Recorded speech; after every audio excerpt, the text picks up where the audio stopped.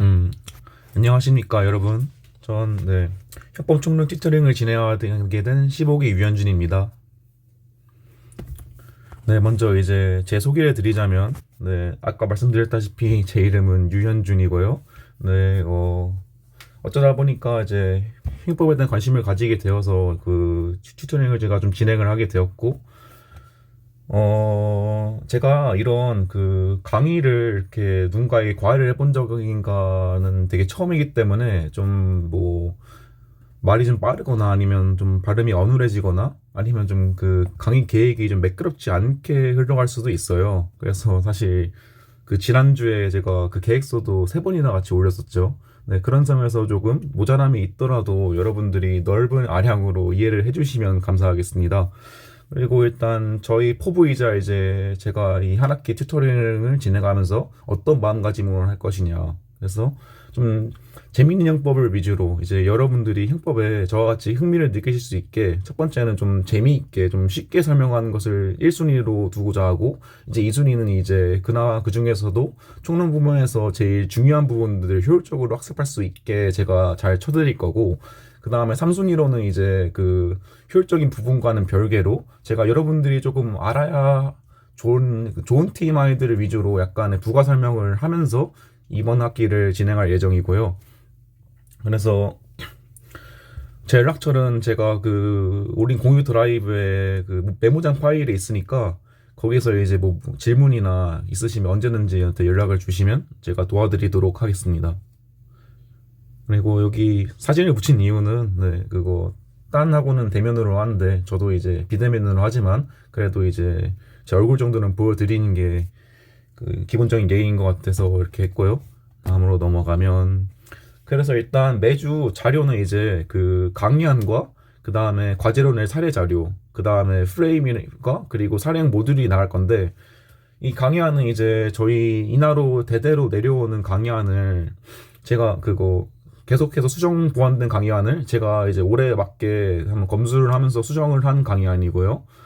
그 다음에 이제 이 사례 자료 같은 경우에도 이제 그 내려오는 모답이지만 제가 조금 더 그 최신에 맞게 좀 바꾼 부분도 있고 이라서 좀 검수를 하고 있고, 그 다음에 이 프레임 같은 경우에는 그 저희 14기 스위프트 선배가 쓴 촬영 모듈인데 꽤 내용이 괜찮아가지고 그거 한번 이제 여러분들이 한번 보면 좋겠다 싶어서 넣어놨는데, 이 프레임 같은 경우에는 이제 아무래도 제가 작성한 사례형 모듈이 아니라 그 다른 사람이 작성한 사례형 모듈이다 보니까 좀 개정이나 좀 검수 같은 게 좀 미흡할 수가 있으니까 말 그대로 좀 참고용으로 봐주시면 좋을 것 같고,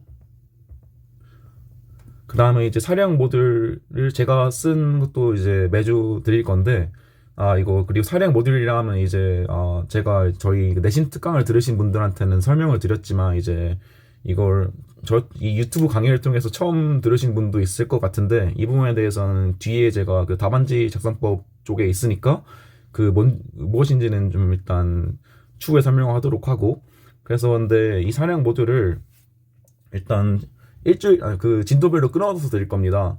왜냐하면 이제 제가 저도 이제 매주 공부를 하고 매주 이제 그 제 모듈을 추가해 나가면서 바꿔 나가야 되는데, 아무래도 이 강의 처음 시기에 제가 전부 다 이거를 할 수는 없기 때문에, 그래서 일단 잘라가지고 진도별로 드리고 그 다음에 이제 튜토링이 끝나면 그 통으로 드릴 예정입니다. 그리고 이제 사례형 모듈은 이제 이렇게 선배하고 제가 쓴 게 있지만 여러분 손으로 직접 써야 의미가 있는데 그 부분에 대해서는 좀 이따 설명을 하도록 하겠습니다.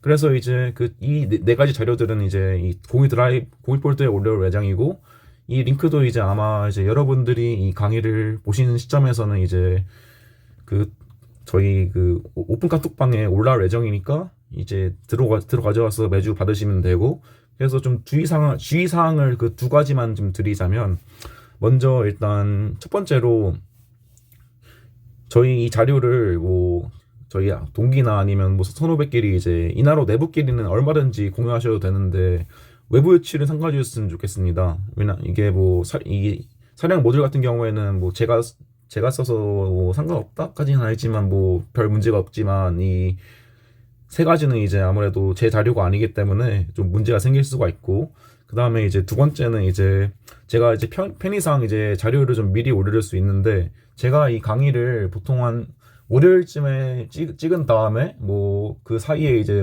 그 과제 같은 걸 준비를 하고 수요일 날 업로드를 하는 식으로 진행을 할 것 같은데, 그 제가 강의를 찍은 다음에 이제 그 좀 자료를 고치는 일이 있을 수 있어요. 그래서 이제 좀 자료가 미리 올라가더라도 그 강의 직전에 새로 아니 그거를 강의 직전에 받으셔야 이제 그 똑같은 파일을 두 번 받는 일이 없을 것 같기 때문에, 네, 이 정도 주의사항을 좀 당부를 드리고, 그 다음에 이제 강의 진행 방식은 이제 그 제가 앞서 말한 이 첫 번째 강의한 그거를 기준으로 이제 진도를 나갈 거고요. 근데 그 처음 안내 드릴 때는 이렇게 1시간 반에 30분씩이라고 했는데, 경우에 따라서 그 1시간이 될 수도 있을 것 같아요. 이거는 이제 뭐 저희가 강의를 하면서 이제 좀 잘 조율하면 될 것 같고, 그리고 전체 강의 시간도 뭐 2시간이라고 했는데, 조금 리허설 같은 걸 해보니까 뭐 2시간보다 짧을 수도 있을 것 같은데, 이제 뭐 해설 강의를 한 날에는 더 늘어날 수도 있고, 그래서 어쨌든 이제 대충 2시간 언저리라고 생각을 해주시면 감사하겠습니다. 그리고 이제 매주 과제를 내려드리고, 그 다음에 희망작에 한해서 이제 첨삭을 진행하는데, 첨삭은 이제 제가 수요일날 7시 유튜브에 이거를 업로드를 하면 이제 튜토링을 들으신 다음에 그 목요일 자정까지만 이제 공지된 메일 주소로 보내주시면 제가 금요일이나 주말에 그 개별적으로 이제 채점을 해가지고 여러분들에게 드리도록 하겠습니다. 이 메일 주소도 역시 이제 아마 그 오픈 카톡방에 공지가 되어 있을 것이라고 생각을 하고요. 네, 물론 이제 뭐 강의 업로드가 제 개인 사정으로 인해서 좀 늦어지거나, 아니면 이제 뭐 시험이라든지 아니면 뭐 내신 대비라든지 좀 중요 사례인거나 할 시에는 시간을 더 드릴 테니까 부담 없는 마음으로 튜터링을 들으셨으면 좋겠습니다. 그리고 이제 이거 강의 계획이 있는데, 참고로 여기 뭐 동그라미가 있는데, 이거는 이제 제가 뭐 준비를 하면서 말할 게 있다라고 하는 걸 좀 표시한 거고요. 그래서 만약에 그거 강의 진행하다가 그 동그라미 부분이 있는데 제가 안 하고 넘어갔다 이러면 이제 그 알려주시면 제가 좀 부가적으로 설명을 해서 올리도록 하겠습니다. 네, 아무튼 그래서 이제 이게 그 대략적인 일정표, 제가 그때 올렸던 일정표인데, 이것도 이제 그거 제가 이제 형법일에서 이제 최재혁 교수님 퀴즈 일정을 제가 그 미리 들어가지고 이거를 그거에 따라서 해놓긴 했는데, 그래서 만약에 이제 퀴즈 일정이 바뀐다면 이제 제가 좀 그 바뀐 걸 만약에 말씀해 주시면 제가 이거를 알아서 이제 유동적으로 조절을 할 예정이고, 그 다음에 이제 보시면 이제 이 시험 대비 특강 2주 잡혀 있어요. 그리고 중간고사 기간이 이렇게 있는데, 아마 이제 그 강의는 이제 이날 정도로 진행하고, 네, 이 첫 주에만 진행하고 이 뒤에 있는 주는 아마 그 특별한 사정이 없는 한 그 강의를 비워둘 계획이에요.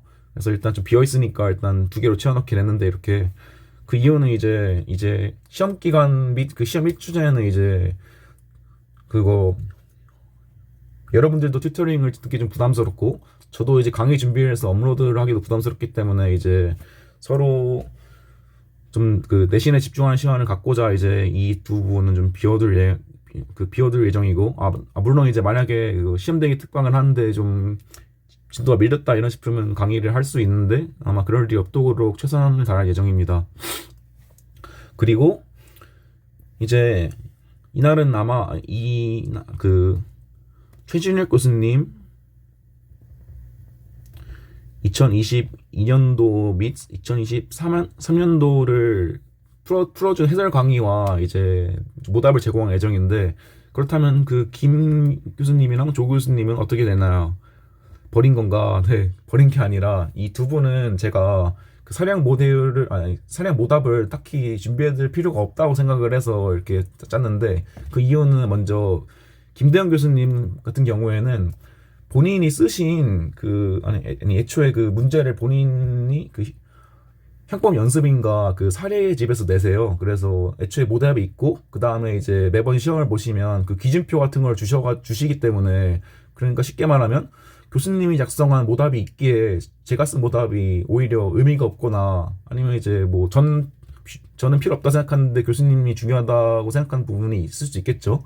그래서 제가 모답을 드린 게 오히려 해로울 수도 있기 때문에 김대현 교수님은 따로 안 나가고, 좋은 교수님은 다른 의미로 이제 그 아무래도 수업 자체가 좀 잘하시는 경찰대 분들을 대상으로 하다 보니까 내용이 좀 많이 어려워요. 그 기출 문제가 굉장히 추상적이고 이론적인 부분들 다루시기 때문에, 이거는 이제 제가 딱히 모답을 드리기 힘들고, 아마 이제 교수님이 이러이러한 입장이신데 어떻게 답안을 구성해야 할까요? 이제 이 정도로 이제 도움을 드릴 수는 있을 것 같아요.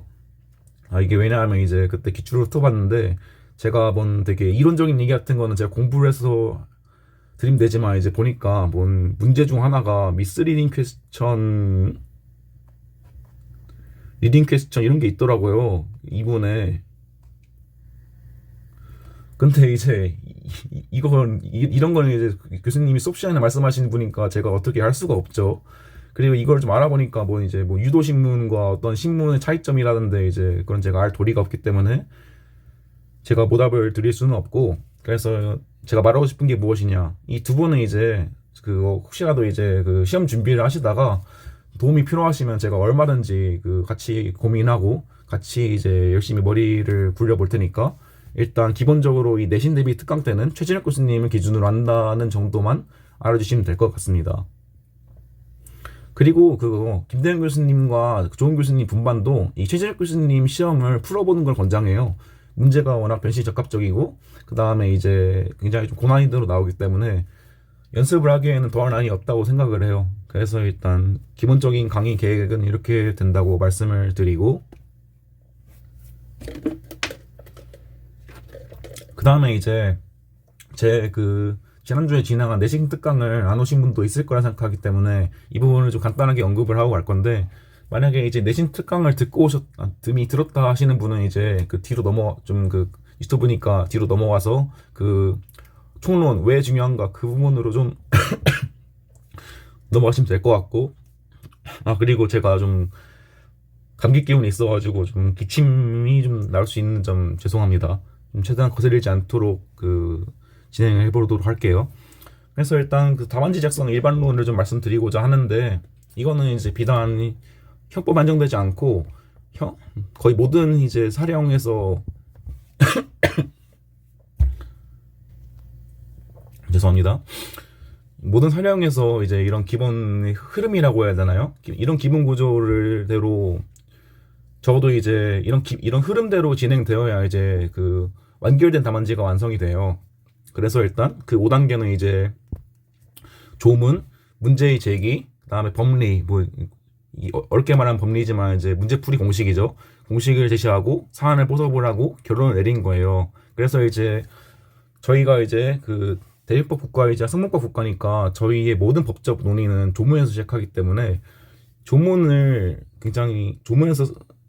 많이 보시고 조문으로부터 이 논리를 끌어내시는 연습을 하시는 게 굉장히 중요해요. 이거는 이제 로스쿨 분들은 이제 보통 이렇게 뭐 판례와 결론에 집착하시는 경향이 있는데, 이제 그렇게 하면 이제 답안지에 어딘가 누락이 있을 수 있게 되니까, 먼저 이제 저희는 그리고 처음부터 이제 그 기본기를 다지는 단계니까, 그래서 이제 조문에서 이제 보시면 이제 그 예시를 보시면 이제 뭐 언제부터 태아를 사람으로 볼 수 있을지 문제된다 이렇게 써놨는데, 이게 문제된 이유가 바로 조문에 사람이라고는 써있는데 언제 사람인지는 안 써있기 때문이에요. 조문에. 만약에 조문에 써있었으면 이런 쟁점 자체가 안 생기겠죠. 그래서 이제 이렇게 조문에서 출발해서 조문에서 파생된 쟁점으로 이제 이 문제풀이 공식을 소개하고, 나는 이제 검토를 해가지고 이런 문제풀이 공식 중에서 이런 공식이 제일 좋더라라는 답을 제시한 다음에 이 공식을 토대로 대입을 하는 거예요. 대입을 해서 사안에서 이러이러하니까 뭐 객체가 된다 이렇게 되고, 이걸 결론으로 마지막에 뭐 죄책을 진다, 뭐 이게 민법이면 뭐 어떤 책임을 진다, 손해배상의 뭐시기 이렇게 결론이 나오겠죠. 그리고 제가 이제 여기 그 학판검에서 이제 검토를 좀 발표를 해놨는데, 이 이유는 이제 좀 많은 로스쿨생들이 좀 이런 조문을 비롯해서 이 검토 부분을 좀 소홀하기 때문이에요. 이제 아무래도 판례가 중요하다는 걸 워낙 많이 듣고, 그 다음에 이제 아무래도 로스쿨생들은 시간이 짧기 때문에 좀 공부할 시간도 없어서 그런 것 같긴 한데, 이 검토 부분이 의외로 굉장히 그 중요해요. 그래서 그 검토를 생략을 하는 때도 있지만, 적어도 이제 그 검토의 흔적 정도는 남기고 그 다음을 넘어가셔야 그 답안지에 논리 흐름이 없어요. 예를 들어서 이제 저희 나오죠. 이제 이 이야기 뭐 무슨 설 판례가 있는데 따라서가 나와요. 아니 근데 내가 이제 뭐 문제를 푸는 방법이 A가 있고 B가 있고 C가 있는데 나 그냥 C로 할게. 그러면 좀 뭔가 그 단계가 빠졌잖아요. 그래서 뭐 A, B, C가 있지만 뭐 A는 이래서 나쁘고 B는 이래서 나쁘니까 C가 좋은 것 같아. 그래서 이제 C로 할게 라는 과정이 바로 검토인데, 그래서 이제 여러분들은, 저도 이제 연습을 하는 단계에서는 그 검토를 반드시 하고 넘어가는 습관을 들이시는 게 좋을 것 같아요. 그래서 이제 뭐 여기서 좀 이렇게 써있지만 이제 뭐 진통설이 제가 뭐 더 판례의 표징이 진통설이고, 그 다음에 이제 판례가 왜 타당한지, 그래서 뭐 재산을 보호를 중시로 하는 민법과 달리 뭐 사람의 생명을 보호하기로 하니까 이런 부분들이 있어야 이제 이 공식에 따라서 이 문제를 푸는 당위성이 생기죠. 이제 그런 거고. 네, 그래서 이제 여기서 그 한 가지만 조금 더 TMI식으로 좀 더 말씀을 드리자면, 여기서 우리가 이렇게 이런 공식을 소개하고 이에 대한 좀 검토를 좀 되게 길게 뺀 이유는 바로 이제 그 학설에 따라서 결론이 바뀌기 때문이에요. 그래서 이제 그 이거 읽어보시면 알겠지만, 이제 진통설 같은 경우에는 이제 진통이 생긴 후부터 이제 태아를 사람으로 보니까, 이제 그 진통 후에 이제 어떻게 사망에 이르게 하면 이제 업무상 과실치사죄가 되겠죠. 네, 뭐 이 앞에는 몰라도 이제 이 과실치사 정도는 알고 계실 거라 생각을 하기 때문에. 근데 그에 반해서 이제 이게 전문노출설이라고 하면 아직 진통 후지만 아직 태아가 다 나오지 않았기 때문에 사람이 아니라서, 따라서 이제 과실치사의 객체도 안 되고, 그렇다면 이제 낙태죄가 되냐? 근데 낙태 역시 이제 오늘 배우시겠지만 낙태의 고의가 없기 때문에 낙태죄도 없고, 그 다음에 우리 학법에서는 이제 과실낙태죄도 없기 때문에 결국 무죄가 돼요. 그래서 학설에 따라서 결론이 바뀌는데 우리는 이걸 이제 논의의 실익이라고 합니다. 그래서 이제 이렇게 학설에 따라 이제 바뀌는 결론이 있으니까 이제 논의 실익이 있으니까 이거에 대해서 많이 설명을 하는 거고, 이제 만약에 뭐 예를 들어서 이 두 설로 하면 이제 약간 차이가 별로 없으니까, 이 산에선 차이가 없으니까 이 둘의 차이점에 대해서 그렇게 말할 이유가 없겠죠. 근데 이제 뭐 그런 게 논의 실익이고, 이 논의 실익 같은 경우에는 이제 여러분들 뒤에 배울 구성요건적 착오에서 제가 다시 한번 설명을 드릴 예정이에요. 글씨가 좀 많이 날아가는데 이게 양해를 좀 해주셨으면 좋겠습니다. 하고 이제 아무튼 좀 되게 많은 얘기를 했는데, 결과적으로 제가 하고 싶은 말은 뭐냐, 판례는 과정이지 결론이 아니라는 점입니다. 그래서 그래서 이제 그 최악의 답안, 네, 이거는 거의, 네, 최악은 당연히 백지고 아마 차악의 답안이겠죠. 그래서 차악의 답안은 진짜 그냥 판례 띡, 그래서 띡. 일명 이제 저희 장현아 교수님이 일컫기를 쫄라맨 답안이라고 부르는 이런 답안입니다. 그래서 이제 여러분은 이제 뭐 되게 그 조문에서 시작해가지고 되게 그 포괄적인 이제 이렇게 그 논리적 과정을 밟으셔야 되는데, 그런 논리적 검토 같은 거를 다 빼먹고 그냥 판례 띡 결론 띡 하면 이제, 그리고 아마 그런 답안지에서는 사안의 포섭도 되게 부실하게 되겠죠. 당연히 이제 앞에 있는 논리적 단계를 다 넘었기 때문에, 다 빼먹었기 때문에.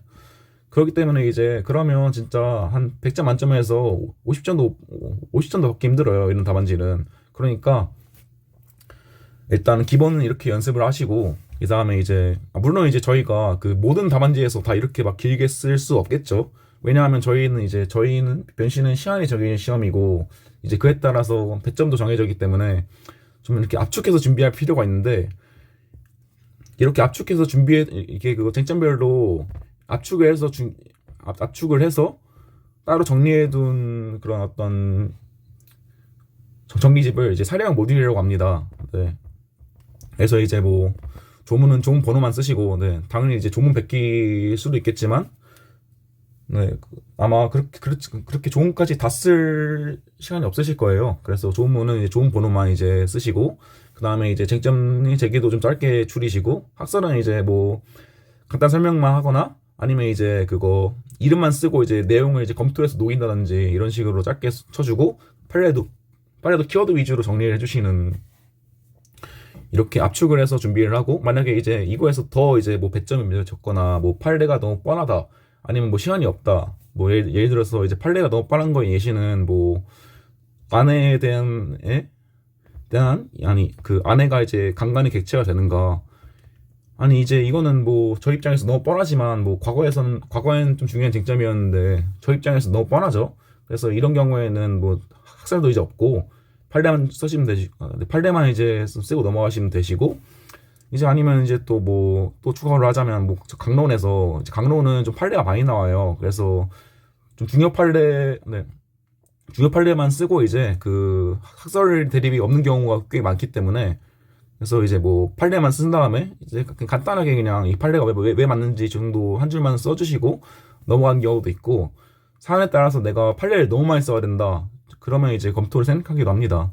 근데 여러분 이제 뭐 여러분들 총론이기 때문에 아마 이제 이 정도로 적어도 이 정도까지는 준비를 해주시는 게 이제 다음부터 그 문제가 없을 거라고 생각을 하고요. 그리고 또 한마디만 말씀을 드리면, 여러분들은 절대로 이거부터 이렇게 준비를 하시면 안 되고, 이거를 베이스로 준비를 하셔야 돼요. 왜냐하면 이렇게 준비를 하신 분들은 이렇게까지 줄이는데 아무런 어폐가 없어요. 그냥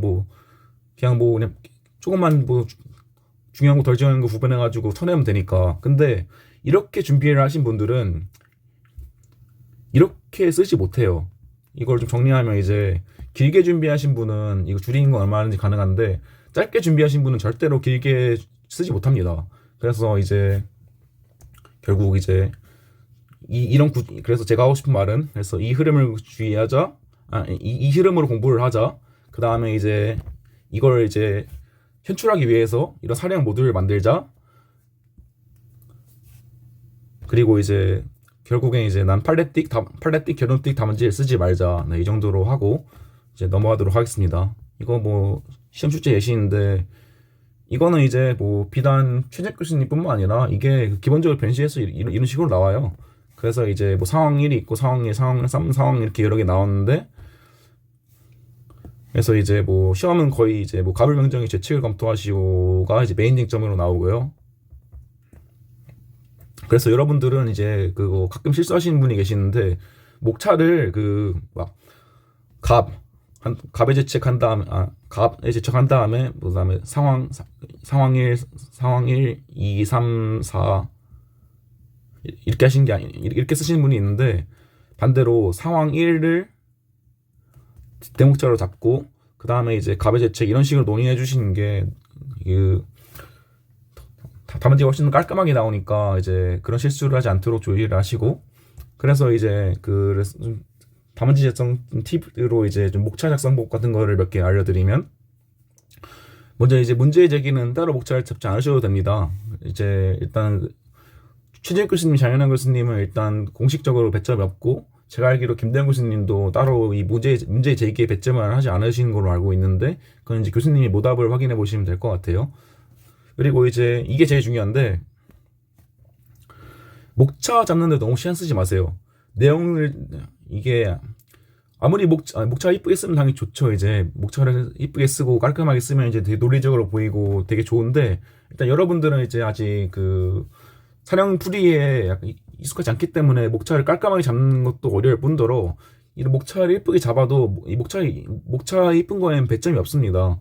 그래서 일단 좀 극단적으로 말해서 여러분 단계에서 이제 시험에서는 그냥 그 대목차 하나만 잡아도 돼요. 상황 1 뭐 이런 식으로 한 다음에. 그러니까 이제 목차 작성에 너무 시간을 쓰지 마시고 내용을 채우는 걸 우선적으로 했으면 좋겠습니다. 이거는 이제 제가 아까 뒤에서 이제 제 실제 답안지를 보면서 말씀을 드릴 거고요. 그 다음에 정보문과 공보문이 있으면 이제 당연히 정보문을 먼저 해주셔야 되는데, 이건 이제 공보문 정속성이라는 건 이제 뒤에서 배우실 거고, 아니 뭐예요. 당연히 이제 뭐 갑이 훔치고 얘가 시켰으면 얘가 뭐 실제로 뭘 훔쳤어야 이제 얘가 뭐 이거 시킨 거에 대해서 평가를 하겠죠. 네, 그런 내용입니다. 그리고 이제 피해자 열람을기면 되게 누락을 주의하셔야 되는데 이거는 이제 목차 잡을 때부터 고려를 하시는 게 중요해요. 그래서 이게 예시를 하나 잡아왔는데 을이 갑에게 A의 물건을 훔쳐라 지시를 했는데 갑은 주간에 A의 집에 침입해서 물건을 훔치고 나오던 중 경비원 B에게 발각되어 체포를 면하기 위해 경비원을 주먹으로 기절시키고 도주했다. 뭐 B는 정치 삼주다. 이건 이제 뭐 아직 이제 여러분들은 처음 보시겠지만 이제 조금만 배우시면 그냥 맨날 나오는 구조 중 하나입니다. 그래서 이제 여러분들은 이제 좀 제가 좀 TMI로 이렇게 쓰긴 했는데 내용이 아니라 형식을 위주로 보시고 시면 이제 그거 정보 먼저 이제 제가 말했죠. 이제 시킨 놈보다 이제 한 놈을 먼저 이제 죄책을 잡아주신 다음에 그 다음에 이제 피해자 누락 없게라는 의미가 이거예요. 그래서 이게 항상 피해자에 대해서 목차를 잡지 않으면 이제 이런 짜잘짜잘한 죄에서 한두 개 놓치는 게 생기기 때문에 이 피해자에 대한 걸 잡을 때부터 목차에 누락이 없도록 주의하시는 게 좋고요. 그 다음에 이제 개별 죄들을 검토하는 겁니다. 그리고 이제 뭐 죄가 여러 개면 죄수관계 이거는 이제 있긴 한데 일단 넘어가시고 그래서 일단 정리를 하자면 정보 먼저 해라. 그 다음에 그 피해자 위주로 해라. 그 다음에 이제 죄를 배로 한다. 네. 이런 식으로만 네, 이 정도만 잡을 수 있어도 이제 여러분들이 그 변시에서 큰 문제가 없을 거예요. 하나 빼먹이는데 이제 이게 대목차죠 이게. 이건 그래서 목차에서는 이제 이 정도만 하고 넘어가면 될 것 같고 이제 기타 팁을 드리자면 조문적시가 중요하다. 이게 네, 일단 최는 아주 중요하고 아주까지 모르겠는데 일단 중요하고 좀 글씨를 좀 예쁘게 써야 되는데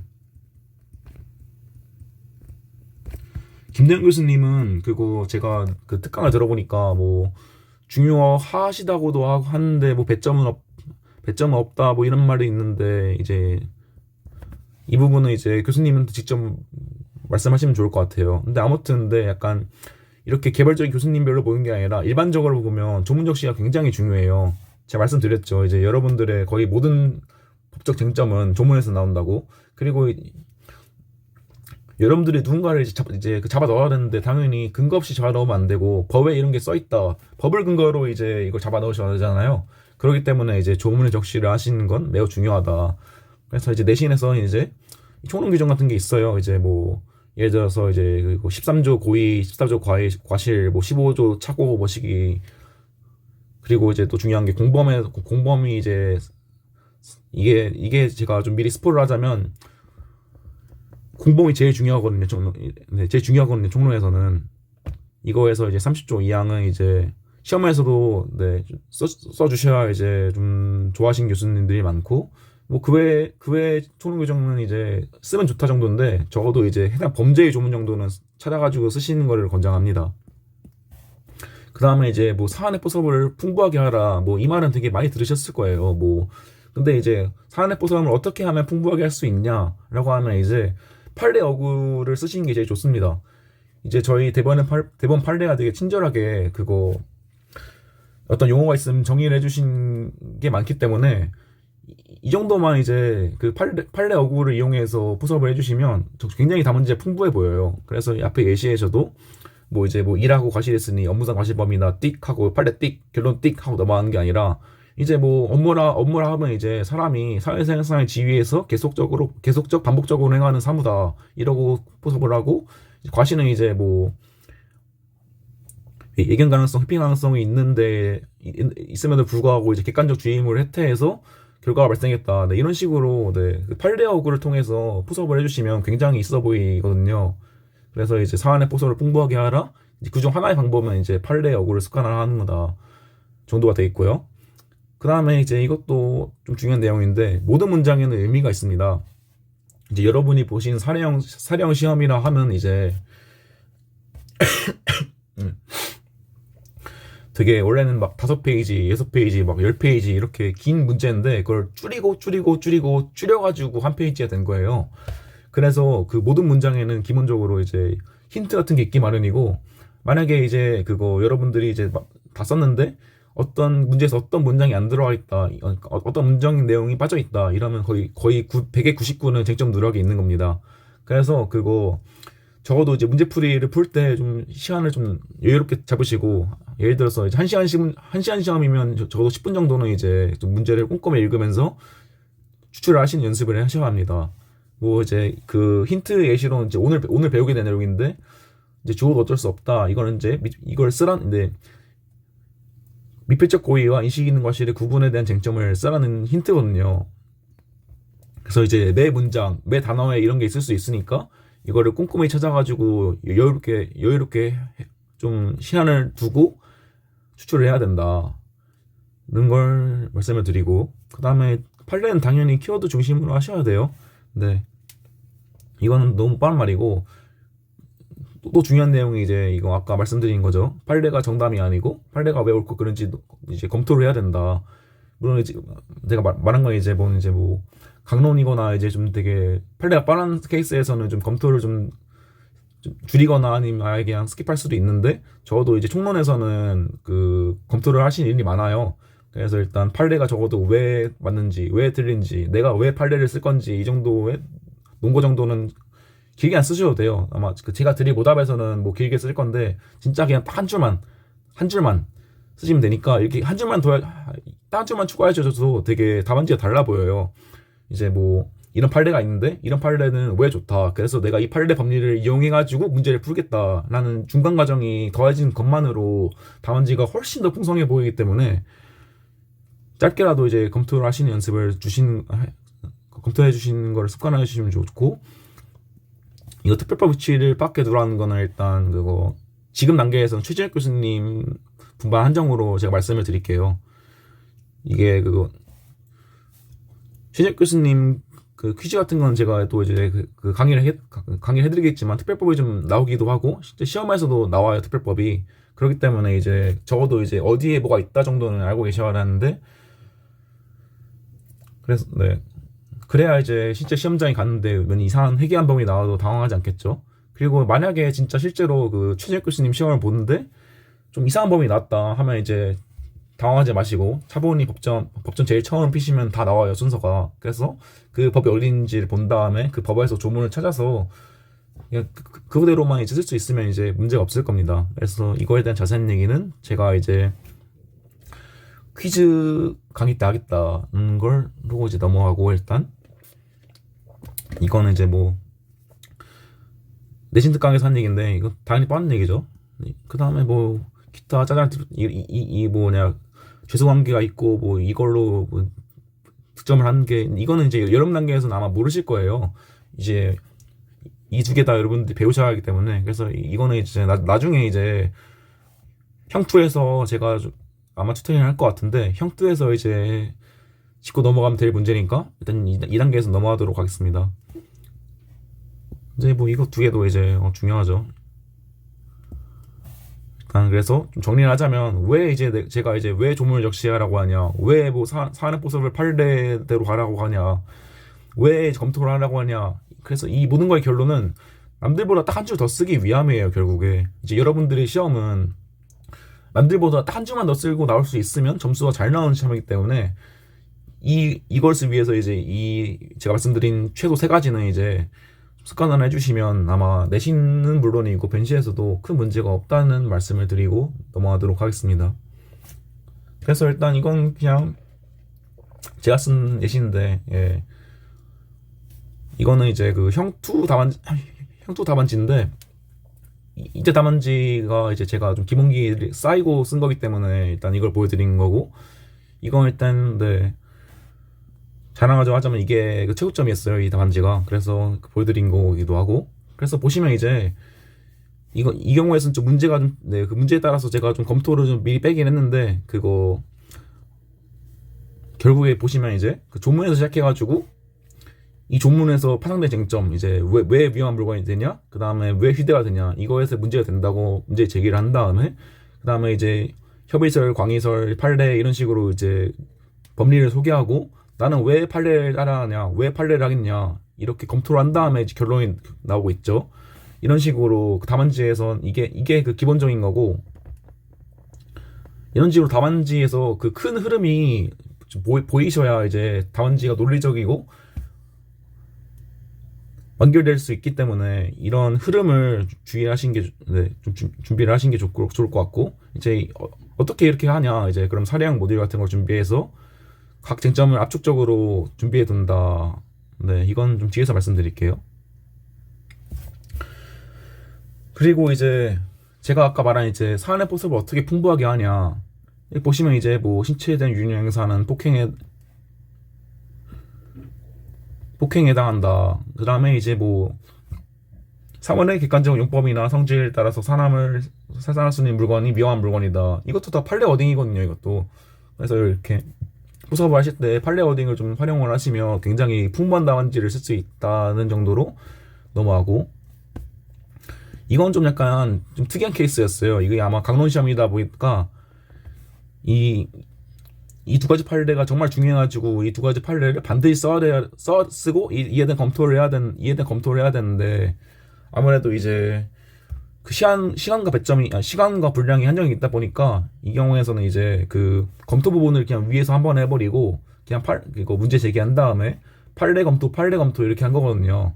그래서 이제 뭐 여기서 왜 아파트의 계단이 왜 아파트의 계단 등 공용 부분이 사람 주거에 해당하냐, 아니면 이제 왜 침입을 이렇게 보냐, 그거에 대한 의미는 당연히 이제 우리가 그 주거 침입죄 보호 법익을 사실상 표현으로 보기 때문입니다. 네, 그래서 이렇게 썼는데, 그래서 이제 그거 제가 만약에 이 답안지를 새로 쓴다면 이제 좀 판례를 좀 더 키워드 중심으로 압축한 다음에 검토를 더 늘릴 것 같아요. 근데 그래서 아무튼 이렇게 뭐 제가 무슨 검토 중요하다 이렇다고 해서 이제 모든 문제에 대해서 다 학설 판례 검토를 다 쓰라는 게 아니라, 이렇게 그 특정 경우에서는 이제 뭐 학설이 없거나 학설을 빼버리는 경우도 있고, 판례만 쓴다는 검토만 하는 경우도 있기 때문에 약간 이런 경우도 있다는 것 정도만 이제 말씀을 드리고 넘어가겠습니다. 그리고 이게 아까 말한 제가 뭐 재수관계가 이제 보너스 점수다 뭐 이런 거예요. 그냥 마지막에 한 줄 더 쓰면 1점 더 주시니까. 네, 근데 이거는 이제 제가 말씀드렸죠. 여러분 단계에서는 알 수가 없다. 그래서 이제 뭐 주거 침입죄와 절도의 관계를 여러분이 어떻게 알겠어요? 다 간호문에서 배우셔야죠. 그러니까 일단 이거는 무시하셔도 되고. 그래서 이제 이게 그거 앞서 본 두 가지 답안지를 그거 한 개로 이은 거거든요, 이게. 근데 보시면 이제 분량이 어느 정도 비슷하게 나왔죠. 근데 그래서 이걸 보여드리면 이제 그 답안지 분량을 어떻게 하냐라는 질문을 하실 것 같은데, 일단 그거 1점당 1.2줄이 저희 그 변시에서 이제 모든 답안지 소위 국룰이에요. 근데 제가 물어봤는데 이제 그거 실제 저희가 CBT로 바뀌는데도 이제 CBT에서도 이게 어느 정도 이어진다고 하더라고요.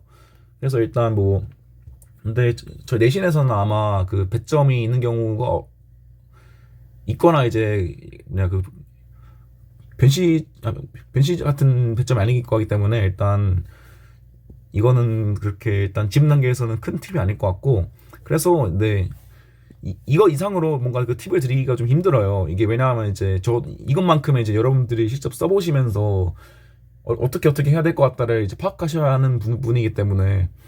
그래서 그럼에도 불구하고 제 개인적인 방법을 좀 말씀드리자면, 이거 시험에서 내신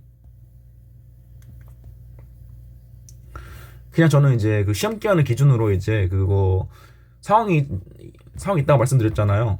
그 이런 식으로.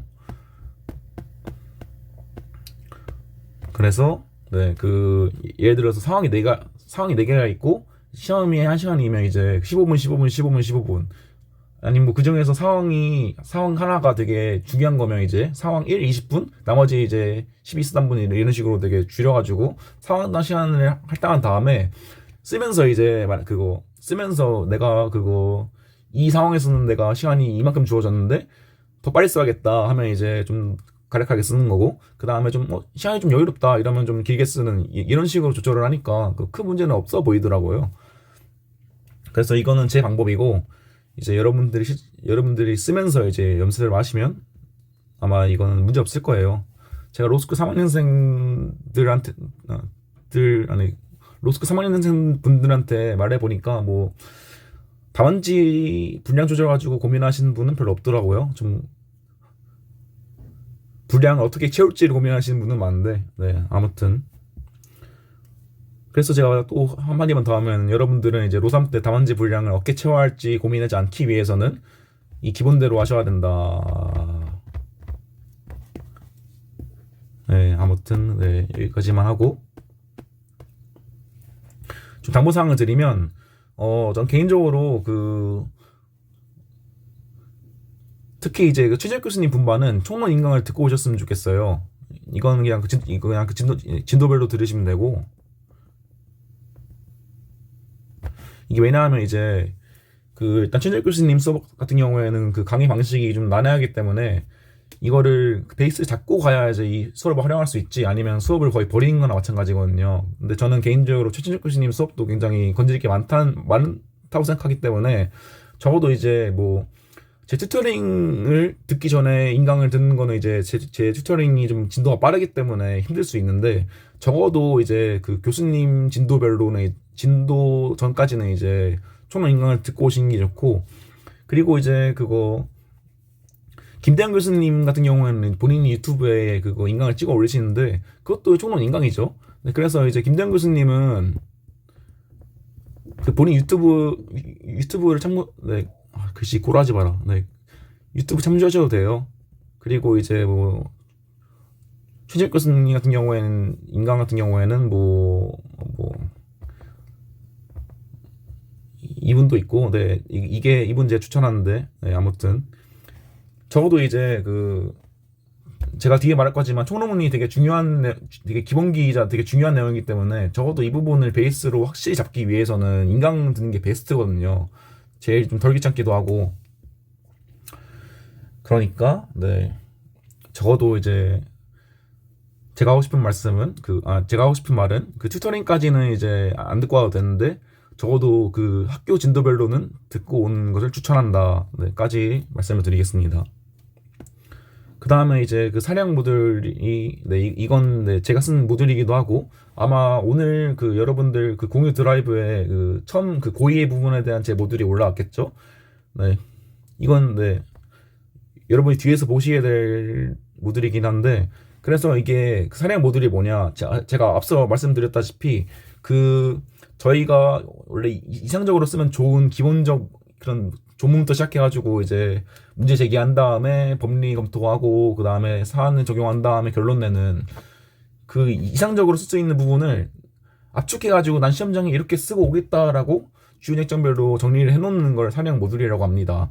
그래서 이제 이런 압축된 사량 구조들을 미리 적어서 준비하는 것이고요. 실제 시험장에서 어떻게 쓰고 올지를 이제 이렇게 미리 준비를 하는 거고, 그래서 이건 되게 써있죠. 되게 중요하다고. 그래서 저는 이제 이 중요한 만큼 이게 부정설과 긍정설을 나눠서 이제 검토를 준비해 보기도 했고, 이런 식으로 난 시험장에서 이렇게 쓸 거야. 시험장에서 보니까 긍정으로 쓰는 게 더 쉽겠네? 나 긍정설로 써야지. 이런 식으로. 그래서 이제 주요 쟁점별로 사량 모듈을 준비하시는 게 제일 좋다. 그리고 여러분 단계 1학년 단계에서는 여러분들은 개인적으로 뭐 변식이추를 푼다, 뭐 아마 보셔도 못 풀 거고, 풀어도 큰 의미가 없어요. 왜냐하면 총론 단독 쟁점은 정말 적기 때문에 아마 정말로 의미 없을 거예요. 그러니까 여러분들 단계에서는 그냥 이거 사량 모듈 쓰고 이제 서로 비교한 스토리 정도 하고, 그 다음에 시험 다가오면 이제 스토리 하나 더 짜가지고 이제 약간 내신 대비 모여가지고 같이 풀어보고 비교해보는 스토리, 그 정도만 하시면 충분하지. 따로 뭐 지금 단계에서는 뭐 변식을 부르겠다, 뭐 변식 기출 같은 거는 안 보셔도 되고, 이 사량 모듈을 좀 풍부하게 준비했으면 좋겠어요. 이걸 써놔야 시험장에 가서 당황하지 않고 나와요. 이게 진짜로. 이걸 안 쓰고 가면 이제 시험장에서 좀 되게 당황하게 되는데, 난 이걸 이제 쓰고 왔으면 이제 특히 총론에서는 맨날 나온 거 또 나오고 하는데, 이거 나왔네? 내가 준비한 거 이건데, 그냥 바로 그냥 줄줄 쓰면 이제 바로 그냥 100점이니까, 아니 100점 좀 부리고 좀 잘 나오니까, 아무튼 그래서 세량 모듈을 쓰시는 게 좋다. 그리고 그 예시는 이제 제가 올릴 자료들, 제가 쓴 모듈과 그 다음에 제 선배님이 드린 모듈을 드릴 거다. 근데 또 한 가지 당부를 드리면 그 제가 만들고 제 선배가 만든 모듈은 이제 보시면 알겠지만 두 개 달라요. 왜 두 개가 다를까요? 당연히 이제 선배가 그 궁금한 것, 선배가 이제 중요하다 생각하는 거 하고 제가 중요하다 생각한 것이 다르기 때문에 그렇게 다른 모듈이 나온 거겠죠. 그런 만큼 이제 이 모듈은 이제 그 제가 쓰는 모듈을 여러분들이 보는 건 별 의미가 없고 여러분이 여러분만의 워딩으로 준비를 하시는 게 정말 중요해요. 그래서 이제 제가 드린 모듈은 이제 강의 및 이제 그냥 이렇게 쓰면 좋다는 약간 모델을 드린 거고 이제 여러분이 직접 모듈을 준비해서 쓰는 거를 전 정말 권장합니다. 이게 남이 쓰는 거 외우는 거보다 자기가 쓰는 거 외우는 게 훨씬 쉬워요. 그러니까 직접 써라. 이거 쓰는 게 1학년 때는 이제 무슨 이런 것보다 더 중요하다는 걸 말씀을 드리고 근데 이제 또 이어질 수 있는 질문이 아니 뭐가 중요한지 어떻게 알아요? 인강 보시거나 이제 인강이나 이제 암기장에 이제 나와 있으니까 참고하시면 좋을 것 같습니다. 그리고 이제 뭐 자 또 저희 이 튜터링에 한정해서 좀 당부의 말씀을 좀 드리자면 미리 기본서를 읽고 오시는 게 좋겠다. 이게 왜냐하면 제가 튜터링에서는 좀 TM하기도 하겠지만 기본적으로는 굉장히 중요한 것만 빼가지고 이것만 하기 때문에 그 교재를 한 번씩 읽고 오셔야 좀 뭔가 그 구조가 잡힐 거예요. 그래서 이제 제 네, 그래서 이제 제 튜터링 전에 인강을 듣고 올 필요 없겠지만 그래서 인강은 이제 적어도 교수님 진도 전에만 들으면 충분하고 제 거에 인강을 듣고 올 필요는 없지만 적어도 기본서 정도는 한번 읽고 와라. 근데 이제 아마 그거 김대현 교수님 자료도 되게 좋고 그 다음에 이제 뭐 최nik 교수님 같은 경우에는 그 기본서가 그 이재상 저일 텐데 이 책도 좋긴 한데 좀 오래기도 하고 그래서 좀 아니요 물론 이제 그거 그 제가 알기로 이분이 좀 약간 이분이 그 돌아가신 걸로 알고 있고 그래서 이분의 그 제자분들이 쓰고 있는 걸로 알고 있긴 한데 아무튼 이게 제일 깔끔하고 좋더라고요. 저는 이게 판례 같은 것도 따로 정리되어 있고 그 다음에 기본적인 내용들이 다 들어있기 때문에 이거는 좀 심화로 보시면 좋을 것 같고 심화 및 수업 진도는 이걸로 나가니까 네. 이거를 따로 구매를 하셔서 보는 거를 전 추천을 합니다.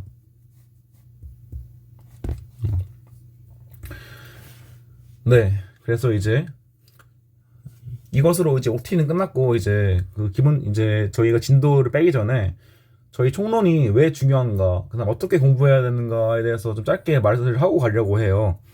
일단 그래서 아마 그 여러분들 선배도 있고 이제 아마 주위 로스쿨 간 친구들한테 그거 총론은 시험에 안 나와, 뭐 총론 별로 안 중요해 이런 걸 들어본 적이 있을 거예요. 근데 저도 실제로 많이 들어봤고 근데 이게 총론이 시험에 안 나온다는 얘기는 반은 맞고 반은 틀린 얘기예요. 왜냐하면 총론이 일단 그거 물론 이제 그 이 맞는 부분은 총론은 이제 그거 총론 단독 메인 쟁점은 거의 안 나오는 편이에요. 하지만 여러분들이 써한 강론 쟁점에는 모두 총론이 포함되어 있어요. 그러니까 좀 쉽게 말하면 이제 공범, 고의, 결과적 과중범, 과실 이런 것도 다 총론 개념인데 이걸 제대로 알고 있어야 이제 이게 왜 죄가 되는지 강론에서 말하는 거겠죠.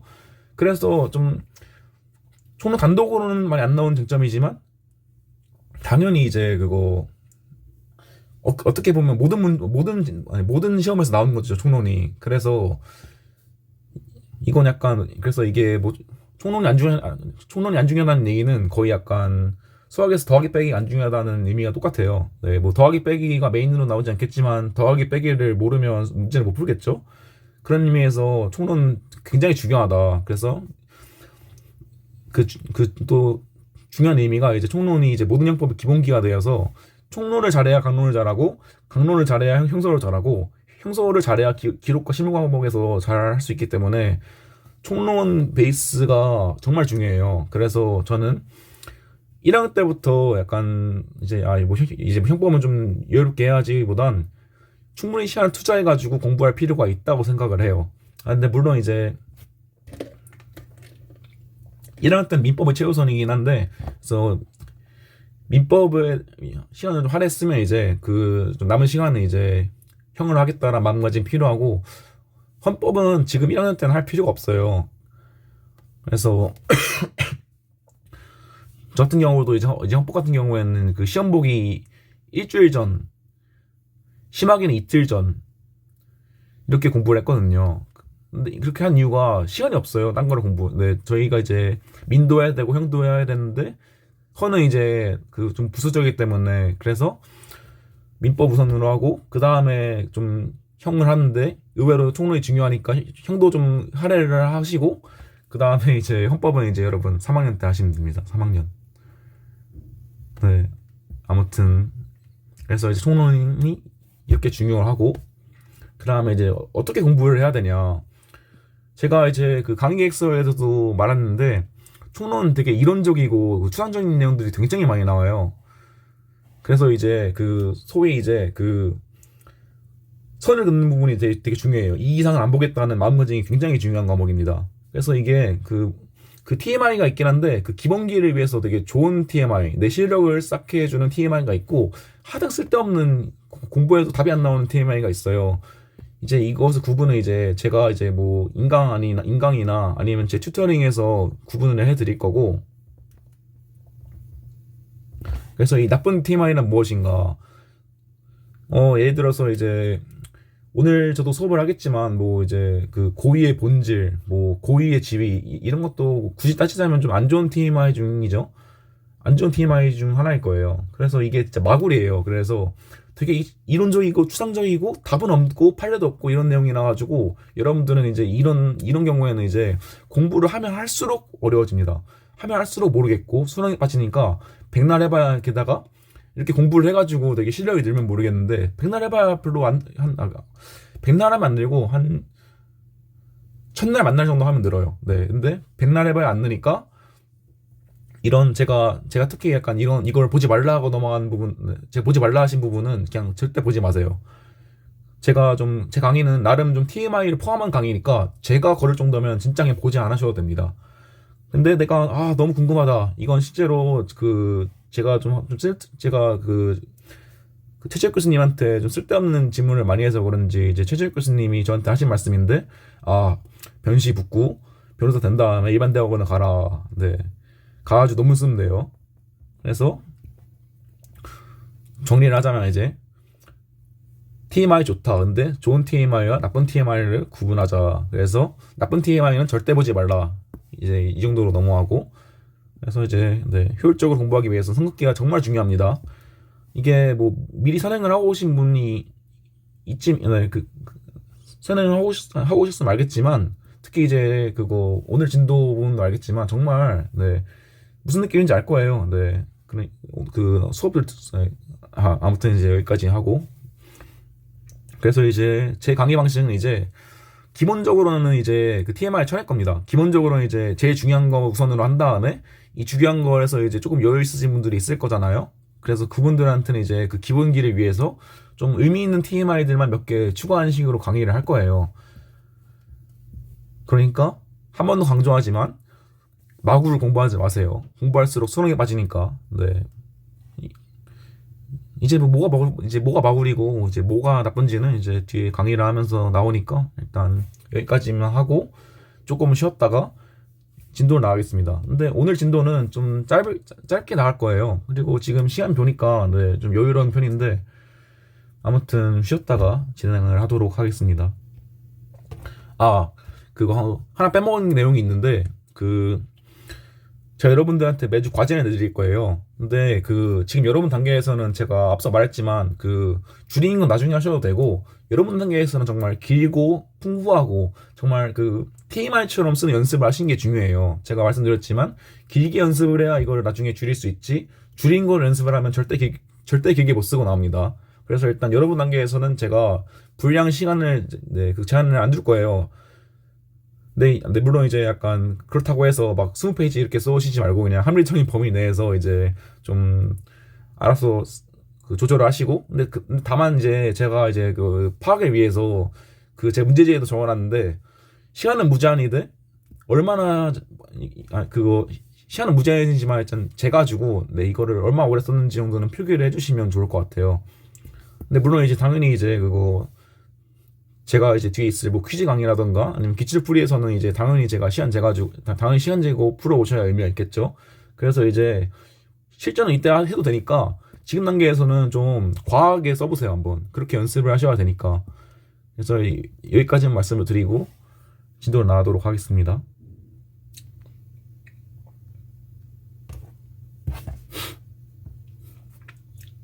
네, 안녕하세요 여러분. 네, 그래서 좀 쉬고 왔는데 그래서 좀 오늘은 그 첫날이기도 하니까 너무 길게 너무 오래 걸리지 않을 것 같아요. 그래서 짧게 진행할 테니까 이제 빠르게 진도를 나가보도록 합시다.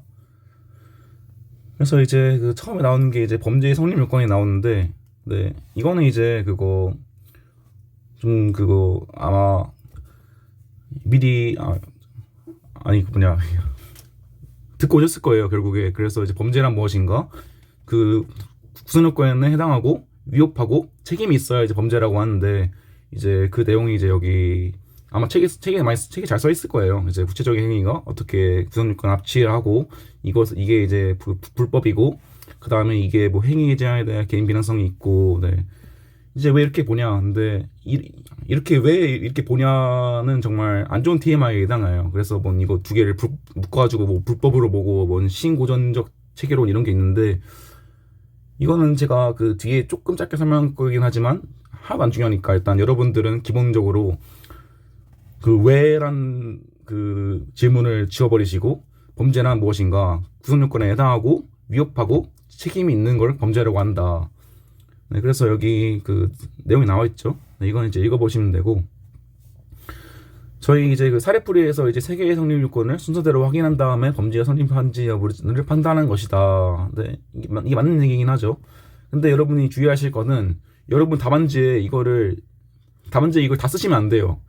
답안지 처음부터 무슨 뭐 이건 구성 요건에 해당하고, 네, 그러니까 뭐 아니, 그 처음부터 목차를 약간 뭐 1. 구성 요건, 2. 위협성, 3. 책임, 이렇게 쓰시면 안 되는 게, 그럴 시간도 없고 공간도 없습니다. 그래서 여러분의 시험에서는 기본적으로 중요한 쟁점만 그 사안에서 묻고 있는 것만 답하면 되고, 이 나머지는 그 아시겠지만 이게 그 구성 요건의 해당성이 이거를 징표라고도 해요. 이제 범죄의 징표라고도 하는데, 그 말은 즉슨 구성 요건의 해당성이 인정되면 이 위협성과 책임은 자연스럽게 인정되는 거고, 별도의 조각 사유가 있어야 이게 날아가는 거거든요. 그래서 일단 기본적으로 이것만 인정되면 이 두 개는 인정되는 거니까 굳이 논의할 필요는 없겠죠. 그리고 그 구성 요건 내부에서도 그 해당 문제에서 묻고 있는 게 있을 테니까, 나머지는 이제 뭐 이게 주체고 뭐 이게 행위니까 뭐 된다 뭐 쓰더라도 한 줄이면 되겠죠. 그래서 결론은 뭐냐, 이걸 검토는 하는데 답안지에 쓰진 않는다. 뭐 이 모든 걸 다. 근데 이제 이런 두 가지를 좀 잊지 않고 기억한 연습을 하면 그 답안지에서 보너스 점수를 받는데 도움이 되긴 하는데, 네, 아직 여러분 단계에서 할 얘기는 아닌 것 같고. 그래서 이제 뭐 포섭의 이의가 나오는데, 네, 결국에 이제 제가 말씀드렸죠. 이제 사실관계가 있고, 이제 이 사실에 대한 평가를 해야 이제 평가를 하는 게 저희 법이 하는 일이죠. 그래서 이 사실관계에 이제 여러분이 어떤 법리를 쓸 거고, 이 법리에 따라서 어떤 결과가 나오는지를 대입을 하는 과정이 포섭이라고 보시면 됩니다. 그래서 여기에 이제 그 처음 사실관계로 갑은 칼로 북부를 찔러 사막에 이르겠다는 되게 쉬운 사실관계가 나오는데, 여기서 보시면 이거는 뭐 조문이고, 그래서 갑에게 살인죄 성립할까? 네, 일단 이것만 보면 당연히 이제 성립을 하겠죠. 그래서 여러분한테 그 팁을 드리자면, 막 그 문제에서 되게 막 애매한 부분들이 있긴 해요. 막 이 내용에서도 좀 뭔가 애매하죠. 그러니까 그거 답안지에 모모한 사정, 아니 이것도 아니라 그냥 다른 사정이 보이지 않으므로,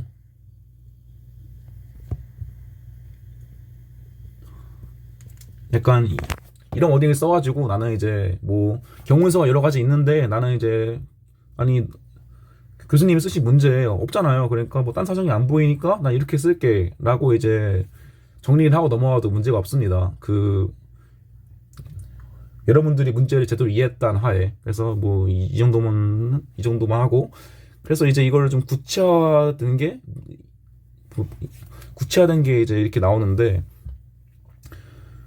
아마 여러분들의 문제는 이렇게 나올 거예요. 그래서 이제 뭐 어떻게 하고 어떻게 했는데, 그래서 이걸 정리한 게 이건데, 여기서 나오죠. 이제 책임무능자인 갑이 강도인 A로부터 칼을 빼앗고 도망치는 과정에서 추격으로 인해서 구르다가 사망에 이르게 하였다. 왜 살인죄가 안 될까요? 이거는 이제 뭐 앞으로 배운 내용이라 쓸긴 하는데, 제가 좀 앞서 보기 식으로 한번 말씀을 드리면, 첫 번째는 구성요건에서 이제 고의가 없기 때문이에요. 저희가 뒤에서 배우고 있지만 고의는 이제 그 범죄 사실에 대한 인식과 의사인데, 여기서 이제 얘를 죽이게 했다는 고의가 없으니까 구성요건 해당성부터가 안 되죠. 그래서 일단 구성요건이 없어서 범죄가 안 된다고도 할 수 있고, 그 다음에 이제 원래 같은 경우는 여기서 끝나겠지만 조금 더 이제 그 검토를 하면 위협성이죠. 위협성에서 보니까 그 A가 강도예요. 강도로부터 칼을 빼앗고 도망치는 과정이었어요. 그러면 이제 여러분들이 가장 흔히 아시는 이제 정당방위가 있겠죠. 그래서 원래 구성요건이 징표라 가지고 그 뒤에 있는 게 인정되는데, 이 경우에서는 이제 그 책임 조각 사유가 인정되는 거잖아요. 정당방위가 인정되니까 될 수도 있다. 그 다음으로 이제 그 세 번째 이유로는 이제 책임이 있죠. 여기 책임 문자 써 있잖아요. 네. 그래서 뭐 얘가 이제 뭐 예를 들어서 갑이 10살이다. 그러면 이제 형사 미성년자니까 책임 능력이 없으니까 이거 책임도 조각되죠. 그래서 이렇게 세 가지 측면에서 검토를 할 수 있다는 거를 보여드리려고 이런 상황이 나는 것 같아요. 네. 그래서 좀 그 뒤에로 가기 전에 정리를 하자면, 범죄란 무엇인가? 구성요건 해당성, 위협성, 책임이 모두 있어야 범죄라고 할 수 있다. 왜는 TMI다. 넘어가자. 그 다음에 이제 이런 이 구성요건 해당성의 기능 중 하나가 징표인데, 그래서 이거에 해당하면 기본적으로는 위협성과 책임 모두 인정되는 것이 기본이다. 라는 건 정도 알고 있으면 될 것 같아요. 그래서 이제 이 세 가지 구성 요소를 도식한 거죠. 이런 식으로. 그래서 이제 처음부터 차근차근 배우려고 해요. 네. 그래서 원래 그 기본 진도대로면 그 인과관계와 부작위범이 먼저일 텐데, 그 두 가지는 좀 내용이 많아가지고 이제 오늘은 좀 첫날이기도 하고 OT도 했고 하니까 좀 빠르게 하기 위해서 이 고의를 들고 온 거긴 하거든요. 그래서 이제 제가 미리 말하긴 했지만, 이제 고의란 무엇인가? 고의란 이제 그 객관적 구성요건 요소를 인식하고 그 구성요건을 실현하는 의사가 기본적으로 고의라고 할 수 있고요. 그러니까 이걸 더 줄이면 이제 인식과 의사라고 할 수 있죠. 그래서 이게 지적 요소와 의지적 요소가 결합됐다고 볼 수 있다고, 어렵게 말하면 이렇게 말할 수가 있어요. 근데 그래서 이제 이 두 개가 뭐냐, 객관적 구성 요건 요소를 인식한다는 게 뭐냐. 그래서 뭐 기본적으로 이제 250조 살인을 기본적으로 하면 이제 쟤가 사람이고 내가 이렇게 하면 죽는다는 거는 인식을 하고, 이제 그렇게 해가지고 이제 살인을 하겠다는 의사가 개입되는 거죠. 그래서 이 두 가지 결합된 것을 우리 형법에서는 고의라고 부릅니다. 그래서 이제 그 고의에 대한 복잡한 얘기가 되게 엄청 많아요. 이제 여러분들이 당장 이제 그 이재상저에 보시면 막 고의의 지위, 고의의 본질, 그 다음에 뭐 그 앞에 있는 행위, 뭐시기 그 내용들이 좀 TMI이긴 한데, 이제 제가 이제 TMI도 조금 한다고 했으니까 제가 이제 앞으로 네, 이 뒤에 말한 내용들을 만약에 처음 공부하시는 분이거나 아니면 좀 듣고 있다가 하나도 모르겠어. 그럼 그냥 잊어버리세요. 그냥 듣고 흘리는 식으로만 들어도 추후 도움이 될 거니까 일단 네, 일단 설명을 하되 약간 좀 반쯤 그런 식으로 좀 들어주셨으면 좋겠습니다. 이게 약간 너무 약간 중요한 것만 하니까 그 강의가 좀 비더라고요. 그래서 좀 더 내용을 좀 풍성하게 위해서 약간의 TMI라고 좀 미리 적시를 하고, 그래서 이제 무슨 뭐 범죄 체계론이라는 게 나와요. 그래서 이건 뭐 범죄란 무엇인가. 그래서 저희가 앞서 말한 이제 왜 범죄를 구속요건과 위협성과 책임으로 보는가. 이건 이제 우리가 이 합의태적 범죄 체계를 따르기 때문입니다. 그래서 여기 뭐 이게 엄청 많은데 여기 있는 건 그냥 다 잊어버리세요. 네. 마골입니다. 절대 보지 마세요. 좀 말했어요. 네, 그래서 실제로 이제 뭐 그 구속요건 책임 위협성에서 이제 뭐 보면 이제 뭐 저희가 여기에 이제 고의가 있죠. 근데 여기서 보면 뭐 뭐 고의를 막 그거 책임으로 보는 데도 있고, 그다음에 아니면 이걸 두 개를 묶어가지고 불법과 책임이다 뭐시기 이런 데도 있고 하니까. 근데 중요한 거는 이제 거의 모든 우리나라의 지배적인 학설은 이제 합의태적 범죄 체계를 따르고 있다. 그래서 구속요건과 위협성과 책임이 있는 것이 범죄라고 보고 있다. 근데 여기서 이제 뭐 고의와 과실의 이중적 지위가 뭔가, 이것도 좀 간단히 설명을 드리자면, 그 저희가 이제 그거 고의를 구속요건에 넣게 했는데 이게 약간 애매한 경우가 있을 수 있다는 얘기예요. 뭐 예를 들어서 여러분들이 길을 가고 있습니다. 길을 가고 있는데 갑자기 누가 막 뛰어와요. 여러분들을 향해서 그리고 막 되게 수상해 보여요. 되게 막 등치도 크고 막 그래가지고 여러분들이 안 되겠다, 날 지켜야지 해가지고 발을 걸어서 넘어뜨려 버립니다. 그래서 넘어가지고 상해를 입어요. 근데 이제 근데 그거 여러분 되게 위험하다 생각해가지고 발을 건 건데 알고 보니까 그냥 어디 급하게 뛰는 헬창이었어요. 그냥. 네. 그러니까 여러분들은 이거를 정당방위라 생각하고 발을 걸었는데 알고 보니까 아니었던 거죠. 근데 이제 이런 경우에는 이제 문제를 어떻게 해결하느냐. 근데 여러분들은 분명 이제 이 사람한테 상해를 입힌다는 고의가 있었죠. 고의가 있었으면 부정할 수가 없어요. 여러분은 이제 비록 이게 날 지키기 위해 했다지만 이 사람은 이렇게 발을 걸겠다는 의지와 의사로 발을 걸었잖아요. 그래서 고의는 있는데 뭔가 이걸 고의범으로 보기 좀 애매하죠. 난 상황이 그런데 어떻게 할 수가 있냐. 그리고 막 이 사람이 막 되게 위험해 보인다고 생각을 해봐요. 막 뒤에 막 칼 들고 있고 이러고 그냥 뛰어가는 거고 있는데 이제 나한테 달려오면 무서우니까.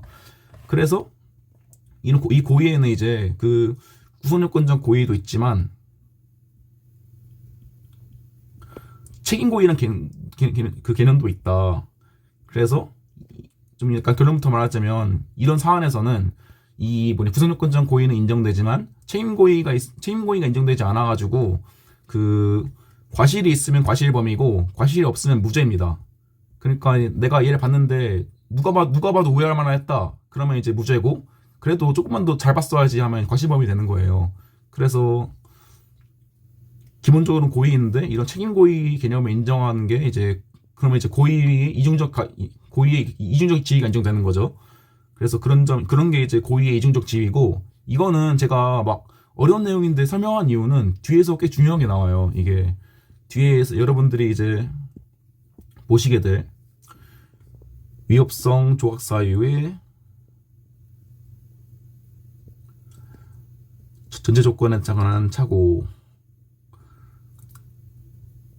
위전착이라고 들어보셨죠? 그거 들어보신 분 많을 거예요, 아마. 이거 뒤에서 나오기 때문에 제가 굳이 이렇게 설명을 한 거고, 그래서 이제 그 고의의 그 구속요건적 고의를 기본으로 그 책임고의도 있다고 보는 게 저희 합의태적 범죄 체계론이고, 이 과실의 이중적 지위는 뭐냐? 그래서 이것도 비슷해요. 구속요건적 과실 객관적 주의임의 혜택이겠죠. 이거는 뒤에서 배울 테니까 제가 말씀드렸지만 막 이해 안 간다고 해가지고 막 너무 막 공부하려고 하지 마세요. 이건 그냥 제가 뒤에서 다 할 내용들이고 그 그냥 미리 그거 흘려듣기만 해도 도움이 되니까. 주의의무 혜택. 주관적 과실이 개념을 인정하는 거예요. 이게 왜냐하면 그거 여러분들이 뒤에 배우시겠지만 과실이란 기본적으로 객관적 주의의무 혜택, 아니 객관적 주의의무를 의미해요. 그러니까 그 객관적 주의의무라고 하면 이제 그 사회 평균을 기본으로 이제 누구에게나 그거 그 사람 지위에서 누구에게나 이제 그 평균의 입장으로 봤을 때 객관적으로 봤을 때 이런 주의의무가 있다고 하는 걸 이제 과실이라고 그거를 이제 주의의무라고 하거든요. 근데 좀 그런 약간 그 사회적 이렇게 뭐냐 그 사회평균적인 주의의무를 해태했지만 이 사람한테 뭘 할 수 없는 경우가 많아요. 이게 그 사람한테 주관적인 사유가 있을 수 있기 때문인데 그 예시를 들자면 예를 들어서 여러분이 의사예요. 여러분이 이제 그 사회평균이니까 그거 의사 집단의 평균적 주의임으로 수술을 할 의무가 있어요. 진료하고. 이제 이거를 이제 그거 객관적 주의임이라 부르는데, 네, 그래서 이게, 여러분이 이렇게 진료를 하려고 하는데, 갑자기 그거, 누구에게 바로, 납치하고 이제 어디 갇혔어요. 이러면 이제, 여러분 개인적인 이유로 이제, 어떻게 할 수가 없잖아요. 그래서 이게 약간 그래서 비록 객관적 주의의무의 혜택가 있을 수 있는데 그 사람 개인에게 그 과실을 물을 수 없는 경우가 많단 말이죠. 그래서 이런 주관적 과실 이런 뭐 비록 객관적 주의의무를 혜택했다 하더라도 주관적 과실이 없다면 이제 책임에서 이를 빼주는 뭐 그런 게 있는데 이건 별로 안 중요해요. 솔직히 말하면. 그래서 그거 좀 그냥 잊어버리면 되고 그냥 고의 이중적지 정도만 알고 계시면 될 것 같고 그 다음에 이제 뭐 고의를 일반적인 중원요건적 구조로 파악한다. 근데 이게 그래서 일반적으로는 이제 그래서 저희가 이제 고의를 책임이 아니라 여기 넣는 거죠. 책임의 요소도 있긴 하지만 그리고 이제 뭐 행위 반가치가 결과 반가치가 있다. 그래야 불법이다. 네, 이거는 이제 뒤에서 할 거고 이제 뭐 주관적 정당한 요소라고 하면 뭐 이건 그냥 뭐 상황만 좀 말씀드릴게요. 이게 그거 우연방위라고 해가지고 똑같아요. 근데 여러분이 그냥 길을 가고 있는데 누군가 뒤에서 따라와요. 근데 그냥 그거 여러분이 되게 최근에 되게 안 좋은 일 있어가지고 그냥 화가 나가지고 스트레스 풀려고 그냥 뒤에서 따라온 사람들을 그냥 주먹으로 패버립니다. 돌아가지고. 근데 알고 보니까 이 사람이 강도였어요. 알고 보니까. 여러분은 이제 그렇게 방해한다는 의사 없이 패버렸는데 알고 보니까 강도였죠. 이런 경우가 이제 그거 주관적 정당한 요소라고 하는데 이거는 이제 뒤에서 얘기할 거고. 그래서 이제 그거 결론으로 보면 미소범으로 처벌되는 건데 그건 나중에 공부할 거니까 넘어가고. 이제 그거 책임 형식이 고의가 있다는 얘기는 이제 아까 했죠. 네. 그래서 이것도 그냥 넘어가도록 하겠습니다. 네, 그래서 이제 그거 저희 좀 정리를 하자면 하비트적 범죄 체계론에서는 이제 구성요건, 위협성, 책임이 범죄의 요소이고 고의란 어디 있냐? 고의는 기본적으로 구성요건에 있는데 구성요건 고의 이외에도 책임 고의라는 형식이 있을 수 있다. 이것은 이제 고의의 이중적 지위에 기한 것이다. 그리고 이건 뒤에서 위전착에서 나온다까지만 정리하고 넘어가겠습니다. 전 말했습니다. 이거 아마 대부분 이해 못할 거예요. 저도 처음엔 절대 이해 못했거든요. 그러니까 이제 이것들은 이거 당연히 제가 이거 그냥 없애버리시고 그냥 제가 한 말만 그냥 대충 그냥 이거 뭐 고의가 두 개 있구나 이런 식으로만 이해가 하시고 넘어가도 이 뒤에서 훨씬 더 그 듣기 쉬워질 거예요. 그래서 이건 좀 약간 나쁜 TMI이긴 했는데 뒤에 연관이 있어가지고 제가 말을 한 거니까 일단 넘어가도록 하겠습니다. 여기는. 네, 그래서 이게 TMI가 이거예요. 그래서 고의의 본질이 뭐냐, 고의 이중적 지위가 뭐냐, 하비트적 범죄 체계론이 뭐냐 이런 거고 그거 딱 하나만 더 얘기를 하자면 이제 하비테즈 문제 체계론 하나에서 인과관계 이거는 네 다음 주에 하도록 하겠습니다. 너무 혼란스러워할 게 눈에 보여가지고. 그래서 이제 여러분은 이제 실전에서 이렇게 고의를 어떻게 포섭을 해야 되냐. 그래서 보통은 문제에서 그냥 확실히 줘요. 난 누구를 죽일 의도로 진짜 그냥 대놓고 줍니다. 그냥 누구를 살해할 의도로, 아니면 뭐 누구를 상해할 의도로, 아니면 이제 뭐 그런 식으로 주는 경우가 거의 한 70% 정도는 것 같아요. 그래서 이렇게 만약에 줬다 하면 이제 판단할 필요 없어요. 아니 당연히 고의 있으니까 이거다. 제가 말했죠. 이제 모든 구성 요건부터 책임까지 모든 걸 다 검토하는 게 아니라 그 상황에서 문제 되는 것만 검토하시면 된다고 좀 말씀드렸습니다. 그래서 이제 뭐 고의 판단은 할 필요가 없다. 네, 이거 당연한 거죠. 근데 이제 이 고의에서 되게 중요한 쟁점 중 하나가 이제 미필적 고의와 인식 있는 과실을, 이게 고의에서는 제일 중요한 쟁점이에요. 제가 이거 이 내용들은 몰라도 된다고 했는데 이건 반드시 알고 계셔야 합니다. 이거는. 그래서 좀 말씀을 드리면 이제, 그래서 보통 이제 뭐 여기서 뭐 머리에 총을 쏴 죽였다 뭐 이런 거는 이제 당연히 고의죠. 네, 뭐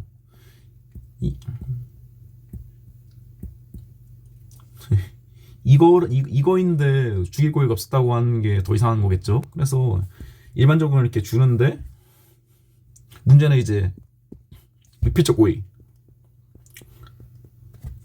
일단 저희가 이 미필적 고의와 인식 있는 과실이 왜 문제가 되는지 말씀을 드릴게요.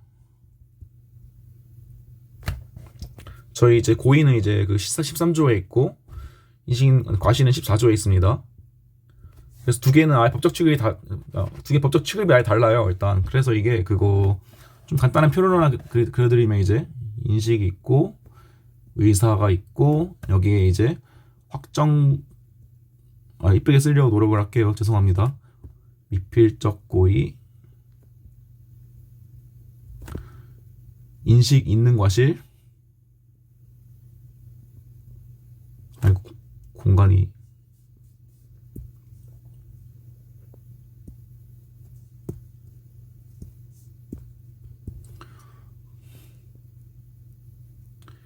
인식 없는 과실, 이렇게 나눌 수가 있는데요. 확정 고의는 당연히 인식도 있고 의사도 있죠.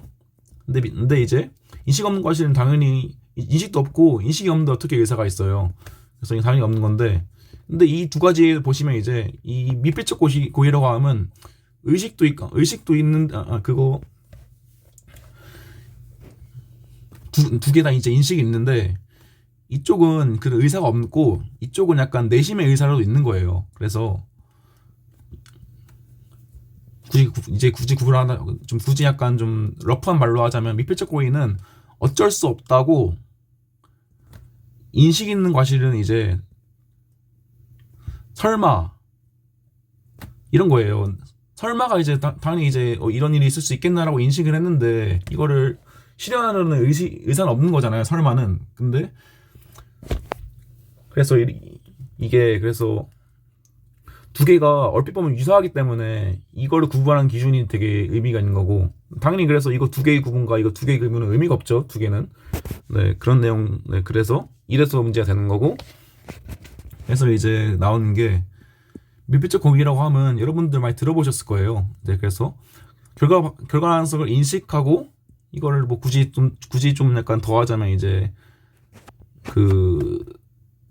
인식하고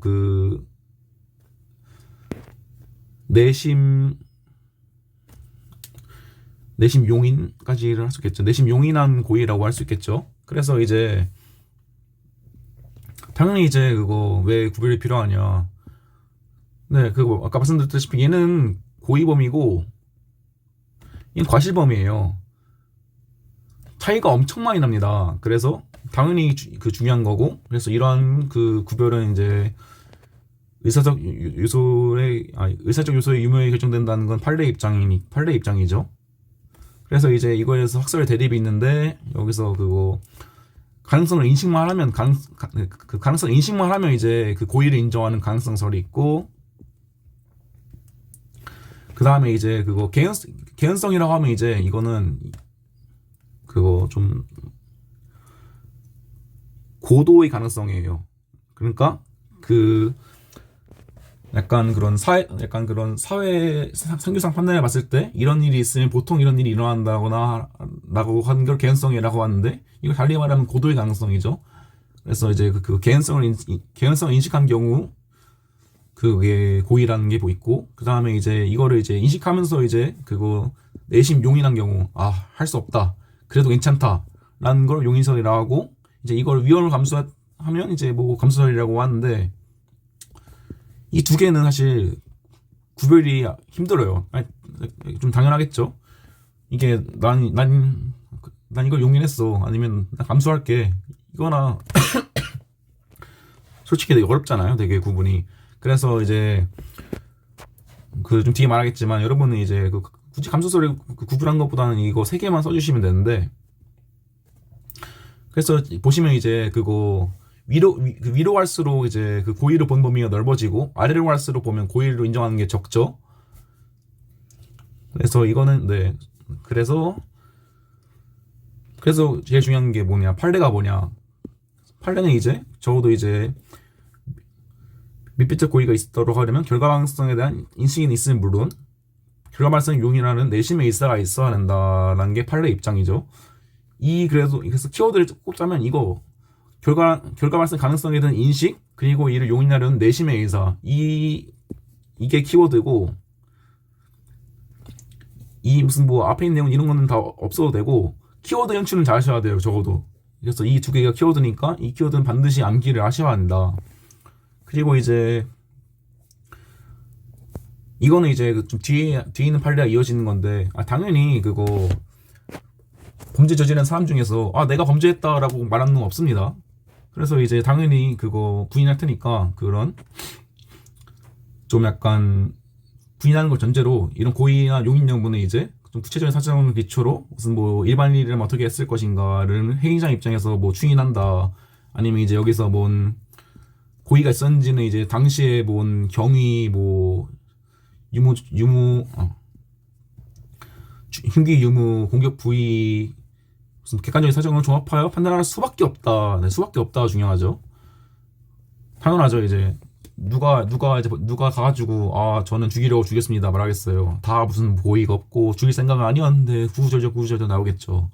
근데 이제 말하는 거죠. 아니 네가 찌른 곳이 목인데 당연히 이제 죽이려는 고의가 있었고, 적어도 목을 찔렀으니까 이걸 너 죽어도 어쩔 수 없다라는 거를 내심에 인내를 하고, 그 감내를 하고 찌른 게 아니냐라고 주장을 하는 거죠, 검사는.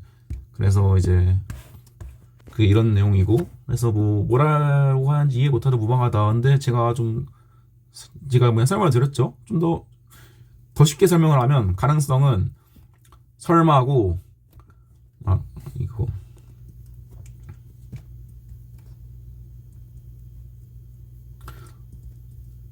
가능성 설마고, 개연성은 진짜 설마고, 용인설은 어쩔 수 없다. 이렇게 보시는 게 아마 되게 이해하기 쉬울 거예요. 그래서 이제 위에서 이제 인식 있는 과실도 인식만 있었으면 이제 의사가 없으면 과실범위라고 하는데, 이 가능성설로 보면 너 설마 했어? 인식했구나. 고의 있네? 라고 이제 하는 거죠. 근데 그러면 이제 고의 범위가 너무 넓어지겠죠? 이게 고의와 과실의 구분도 무의미해지고, 이런 내용이 이제 저희 사령 모듈에서 검토 부분에 이런 거 써주시면 돼요. 이런 거를 이제 가능성에 따르면 어쩌고 개연성에 따르면 이제 이 고도의 가능성이 무엇인가 되게 기준 모호하다. 그래서 뭐 고의의 범위를 합리적으로 제한하는 그 용인설이 좋다, 이런 식으로 오딩은 이제 이따 그 사령 그 모듈로 보면서 할 예정입니다. 그래서 결국에 뭐 학설과 판례가 뭐라는지는 이제 이해하셨죠? 네, 그래서 이제 이게 중요한 거 맞아요. 네, 판례는 용인설의 입장입니다. 확고한 판례의 입장이에요, 거의. 요즘 와서는 이제. 그래서 또 중요한 게 뭐냐. 이걸 우리가 이런 쟁점을 언제 쓰냐. 이런 워딩이 있으면 이제 힌트인 거예요. 아, 이런 워딩이 있으면 너에게 이거 미필적 고의를 쓰세요라고 교수님이 유혹하고 있는 거예요. 그래서 여러분이 답안지를 쓰는데 만약에 이런 내용이 있음에도 불구하고 그냥 뭐 고의는 있는 걸로 치고 넘어갔어요. 그러면 그게 직접 누락인 거고 아마 점수를 많이 받지 못하실 겁니다. 그래서 이런 힌트를 굉장히 잡고 넘어가시는 게 중요하다라고 말씀을 드리고, 그래서 이제 뭐 상황에서 뭐 이런 게 있고, 이건 폭행치사는 이제 결과적 가중범인데 기본 범죄에 대한 고의, 그리고 이제 발생 결과에 대한 과실이 있는 거죠. 이건 뒤에서 할 거니까 일단 뭐 그러느냐고 넘어가시고, 그 다음에 이제 뭐 행위와 상황만으로 고의를 판단하는 경우, 네, 이건 네, 이것까지는 네, 실제로 학교에서 나오는 것 같아요. 네. 그래서 이런 경우에는 그래도 이제 좀 확고한 시그널이 없는 이상 좀 쓰기 나름이긴 한데, 네, 그래서 좀 이걸 뭐라고 해야 되나. 그래서 이제 사람마다 이제 이게 뭐 그냥 이제 뭐 머리 그냥 뭐냐 홧김에 주먹으로 쳤는데 죽었다, 뭔가 약간 그거 확실히 죽인 것도 아닌데 뭔가 애매하잖아요. 근데 보통 애매하면 좀 짧게라도 써주신 게 좋아요. 네, 그거 아마 이제 이런 힌트가 없으면 이제 아마 좀 약간 부가적인 쟁점으로 나왔을 확률이 높긴 한데, 그냥 좀 안전하게 쓰려면 이제 뭐 간단하게 이거는 네, 그냥 뭐 고의가 없고 약간 제가 아까 말했죠. 이제 무슨 뭐 어디 있었더라, 이거 다른 사정이 보이지 않는다. 그래서 여기서 이것만으로는 이제 뭐 고의도 안 되고 미필적 고의도 안 된다고 볼 수 있다. 이런 정도로 짧게 넘어가시는 게 아마 좋을 것 같아요. 이런 경우에는. 이 경우에서도 이제 그거 쓰기 나름이죠. 이제 뭐 울대를 가격했다. 근데 무술 교관이잖아요. 울대가 급소종하는데 패면 죽는 건 아마 알고 있겠죠. 그래서 이제 이런 상황에서 좀 그거 짧게 쓰면 제가 말한 대로 이제 좀 뭐 다른 사정이 보이지 않으니까 고의도 안 되고 무슨 뭐 이것만으로 이제 이걸 용인하려는 의사가 있었다 볼 수 없다, 이렇게 짧게 판례어딩 이용해가지고 마무리하고 넘어가는 거고, 조금 더 길게 쓰고 싶다 이러면 이제 이러이런 기준으로 이제 고의가 애매하니까 객관적인 사정으로 판단할 수밖에 없다. 근데 좀 사안을 보니까 이제 이건 좀 고의가 아닌 것 같다. 그래서 이제 그럼 이제 고의범이 아니고 이제 과실범 검토로 넘어가는 거죠. 고의범 부정시켰으면 과실범 검토로 넘어가는 거죠. 근데 그래서 제가 근데 굳이 막 이렇게 고의가 애매한 경우까지 이렇게 막 이런 판례까지 쓰면서 포섭을 할 경우에서는 거의 없어요. 네, 그래서 아마 나오더라도 약간 그 제가 말한 두 마리 이제 그거 확실한 고의는 일단 무조건 아니고, 설령 미필적 고의를 검토하다 하더라도 이 사람한테 그거 다른 사정이 없으니까 이것만 봤을 때는 약간 뭐 죽음을 용인할 약간 그런 가능성이 용인하지 않았다라고 빼고, 이 경우에서는 이제 사람이 뭐 그거 고의는 없지만 적어도 이제 무술교환이고 무슨 뭐 치면 죽는 거 아니까 적어도 이제 그런 내심은 그런 그냥 죽음의 결과를 용인하려는 약간 그런 거라도 있지 않겠냐라고 이렇게 짧게 쓰고 넘어가는 경우가 보통입니다. 그래서 이게 좀 제가 죄송해요. 이게 좀 처음이라 가지고 좀 되게 와리가리한 느낌이 있는데, 그래서 결국에 제가 여러분한테 원하는 거는 이런 게 나오면 무조건 써야 돼요. 길게 써야 돼요. 고의와 그 과실의 그 구별 기준에 대해서 이렇게 확실히 줬으면 이건 무조건 길게 써야 되는 거고, 이렇게 애매한 경우에는 근데 보통 이렇게 애매해 줬다는 경우에는 이게 그거 나오더라도 서브 쟁점으로 나와요. 서브 쟁점으로 써보니까 이렇게 막 길게 검토하는 것보다는 게 판례 어딩으로 그냥 쭉쭉 치고 넘어가는 거죠. 그래서 이것도 아마 이게 만약에 실제 사례가 나왔다. 그러면 이제 이거는 그 고의범이보다는 이제 그거 과실범으로 넘어갈 겁니다. 그래서 이게 더 중요한, 이게 메인이 되니까 그 너무 시간을 쓰지 말라는 의미예요. 그래서 결론적으로 뭐다? 이렇게 뻔한 힌트가 있으면 써준다. 근데 뻔한 힌트가 없으면 짧게 치고 넘어가도 된다. 특히 여러분 이제 강론 가시면 이제 더 쓸 게 많기 때문에 이렇게 뻔하게 주지 않는 이상 절대로 이렇게 뭐 길게 쓸 일이 없을 거긴 한데, 여러분 시험 총론이니까 아마 무조건 나올 거예요. 이렇게 쓰는 게. 이런 힌트가 무조건 나올 거예요, 거의. 네. 그래서 아무튼 좀 와리가리하긴 했는데, 힌트가 있으면 써라. 힌트가 없으면 짧게 그냥 쳐내고 그냥 좀 애매하더라도 좀 쳐내고 넘어가라까지 할 수 있겠고. 그래서 뭐 이런 경우에는 근데 다 판례 사안이긴 해요. 그래서 좀 읽고 넘어가시면 될 것 같아요. 그래서 여기도 이제 뭐 때린 것만으로는 안 된다, 안 된다. 그리고 이제 뭐 고의 없고, 그 다음에 적어도 이제 뭐냐, 내가 좀 검토해봤는데 이거 용인 인사 없어. 그래서 이제 이거 뭐 고의범 아니고 내가 이제 과실범 검토할게. 이러고 치고 넘어가면 된다는 의미고, 이 경우에서는 이제 내가 뭐 이건 뭐 고의가 있다고 볼 수 있는데 설령 고의가 없다고 하더라도 이거 용인하라는 의사는 있어. 그래서 얘는 고의범이야 라고 쓰고 가는 거죠. 그래서 이것도 뭐 판례니까 알고 넘어가시고,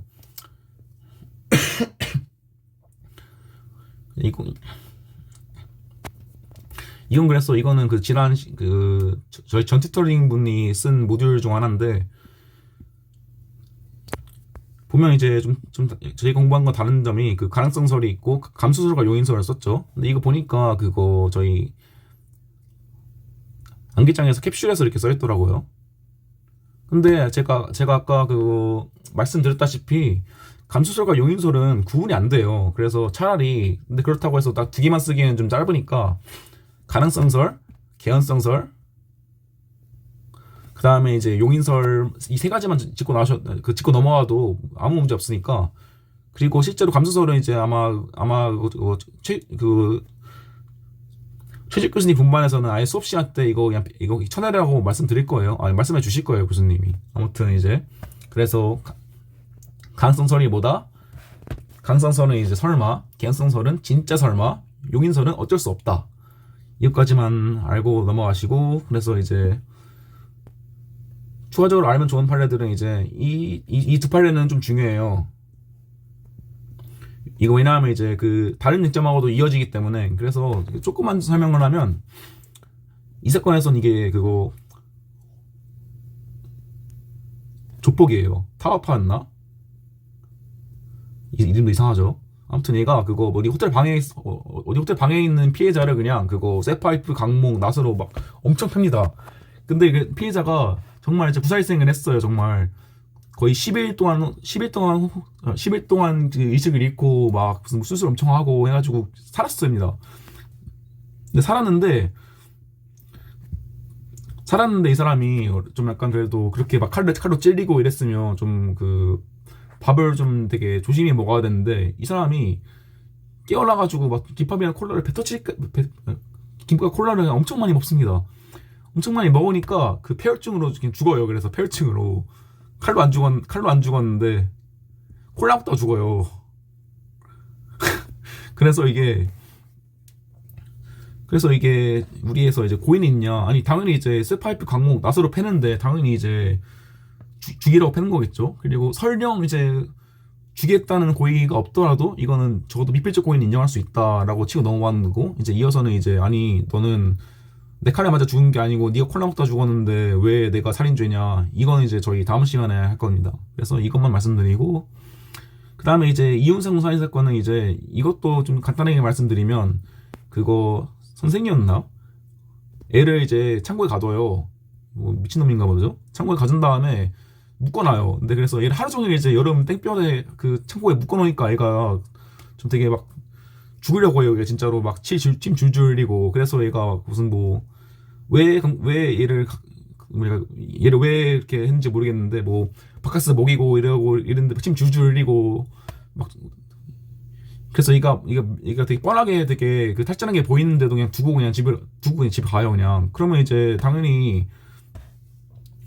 이제 그렇게 두고 왔으면 저도 사망의 결과를 용인하려는 고의가 있겠죠. 그리고 이제 그것과 더불어서 이제 얘가 하는 말은 이제 아니 나는 내가 찌른 건 없다. 난 그냥 두고 갔는데 얘가 죽은 건데 왜 내가 책임을 지냐. 이거는 이제 부작위범 이제 그 뭐냐 행동을 하지 않음으로써 사람을 죽인 모습에 대해서 어떻게 하냐. 이제 이거는 이제 이것도 다음 시간에 볼 내용이니까 이 두 개 판례 정도는 좀 읽어보시는 게 좋을 것 같아요. 아무튼 뭐 나머지는 좀 보시면 되고. 그래서 그 다음으로 마지막으로 이제 저희 그 선행 모듈을 보면서 좀 깔끔하게 정리를 하고 그 마무리를 하도록 합시다. 네. 그래서 이게 아닌데.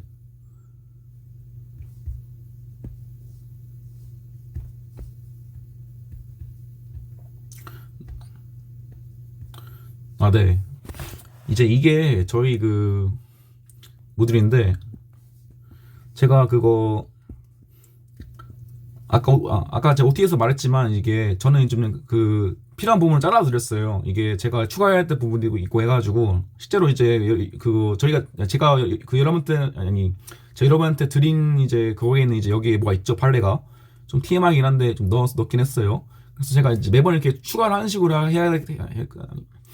추가해야 되는 식으로 해야 되기 때문에 이렇게 좀 뭔가 매주 잘라서 드리는 거는 할 수 없고 그래서 이제 제 튜토링이 끝나면 이제 한 번에 드리겠다는 말을 한 거고요. 그래서 이제 저희가 뭘 알아야 되냐? 오늘 꼭 알아야 되는 건 뭐냐? 제가 고의는 이제 객관적 행위 상황이라는 인식이고, 그 다음에 이걸 싫어하는 의사, 즉 인식과 의사다. 그래서 이제 이 인식이라고 하면 그 구성 요건에 해당하는 모든 사실을 말하고, 이건 좀 TMI일 수도 있긴 한데 그 처벌 조건이나 소추 조건, 뭐 위협성 인식 같은 거는 이제 고의의 대상이 아니다. 그래서 이걸 또 시간이 좀 애매하긴 한데 조금만 말씀드리면 이 처벌 조건에서 예시가 이제 저희 절도에서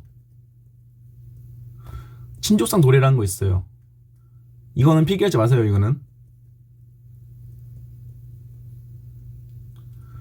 그래서 이게 쉽게 말하면 이제 가까운 친척 거 훔치면 봐줄게. 그러니까 이거는 굳이 국가가 개입하는 게 아니라 그냥 니들 그냥 너희 사이에서 해결하는 거예요. 이건 뭐 국가가 나와서 하는 것보다는 이제 잘 해결하는 게 더 약간 사회상규성랑 맞으니까. 근데 뭐 예를 들어서 이제 누가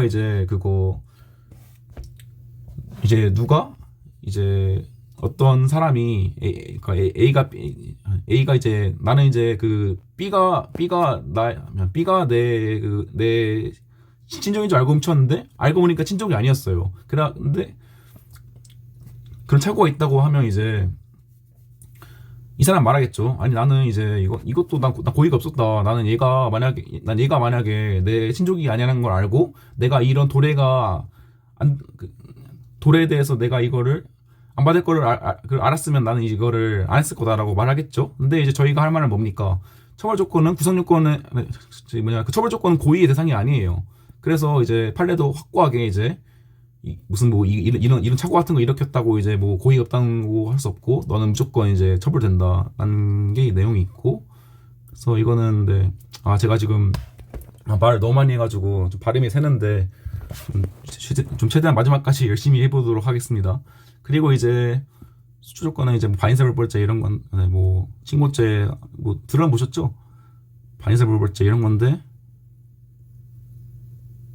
이것도 이제 고의 대상이 아니다고 넘어갈 수 있고 위협성의 인식은 저희는 이제 뒤에서 배울 거지만 이게 아까 말한 위전착의고 이거는 이제 책임으로 보는 게 동설입니다. 이게 책임으로 보니까 이거는 이제 고의의 대상이 아니다. 이제 이거에서 아까 제가 열심히 말했던 게 나오는 거예요. 고의의 이중적 지위. 근데 이건 뒤에 가서 할 거니까 그냥 넘어가도록 하고. 그래서 이제 저희 워딩으로 정리를 하면 이제 저도 이제 여러분 시험장에서 이거 정도는 쓸 수 있어야겠죠. 그래서 뭐 미필적 고의에 의지적 의사로 관련하여 아니면 이제 뭐 좀 더 추가를 하자면 이제 제가 좀 강조했던 이제 조문에서 시작한 걸 강조하자면 이제 뭐 고의 13조가 있고 과실 14조가 있는데 두 개 이제 처분이 다르니까 이제 이거에 구별 기준이 어떻게 되냐에 대해서 학설이 이렇게 있다. 이런 식으로 할 수 있겠죠. 근데 이거는 이제 여러분 쓰기 나름이에요. 이건 제가 좀 줄이려고 이렇게 좀 한 거고 이제 그래서 이제 가능성은 이제 뭐 구체적 가능성 이직하면 개연성은 고도의 가능성 이직하면 그 다음에 용인성은 이제 이걸 인식하고 용인했을 경우 뭐 인정한다. 그 다음에 판례는 이제 저희 그 제가 말했던 이제 그 키워드 나오죠 이제 그거 결론 발생 가능 이거 도겠네 진짜. 결론 발생 가능성에 대한 인식이 있으면 물론 이제 이런 위험을 용인하는 내심 의사가 있어야 된다고 관시했고 생각건데 이제 의지적 그래서 이제 생각건데 이제 이거의 구별에 있어서 이제 뭐 의지적 요소를 강조하고 고의의 범위를 합리적으로 제한하는 용인설이 타당하다. 근데 이건 좀 짧게 한 버전이고 그 길게 한 버전을 저희 그 오늘 드린 과자의 모답에 제가 적어놨어요. 이제 그래서 좀 사례를 풀어보시고 그 다음에 이제 제가 쓴 모답이랑 비교해 보시면 될 것 같은데 그래서 이게 뭐 의지적 요소를 강조한다는 게 무슨 의미냐 이거죠. 네. 결국에 이제 이쪽은 이제 의사가 있고 이쪽은 의사가 없으니까 이걸 기준으로 판단하겠다는 게 저희의 그 검토 논거인 거죠 결국에. 그래서 이렇게 의지점수를 강조하고 고의의 범위를 함정적으로 제한하는 거. 제가 말했죠 이제 이걸로 가면 너무 넓어져요. 설마만 해도 고의가 됩니다.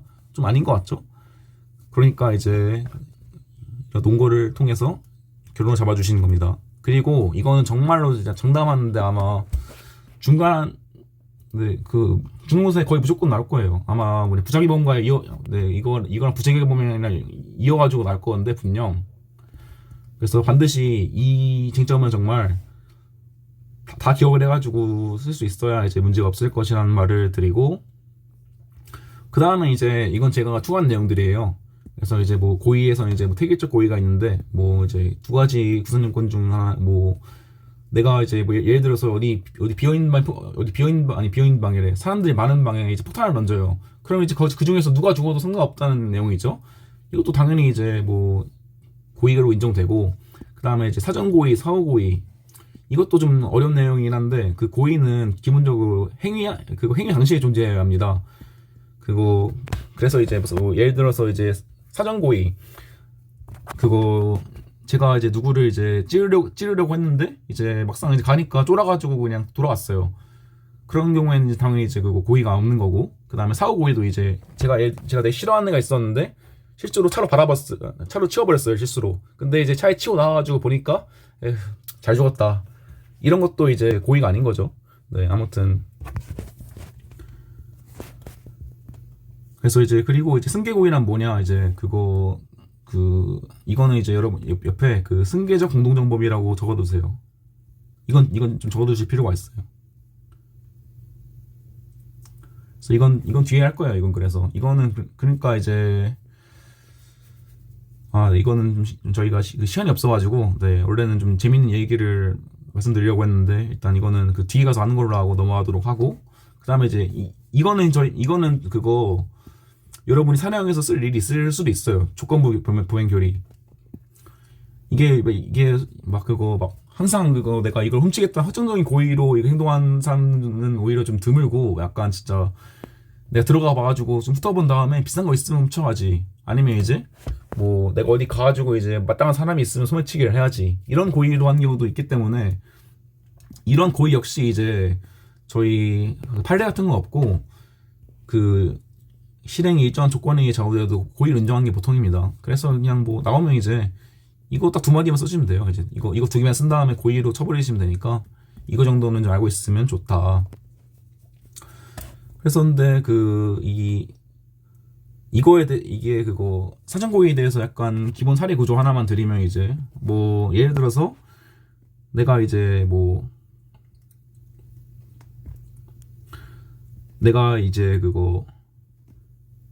A를 죽이고 싶어가지고 이제 칼을 준비해가지고 얘를 죽이려고 해요. 근데 여기 10m까지 이제 가가지고 이제 접근했는데 이제 보니까 좀 쫄리기도 하고 쟤를 굳이 죽여야 되나 싶기도 하고 좀 무섭기도 하고 해가지고 그만둡니다.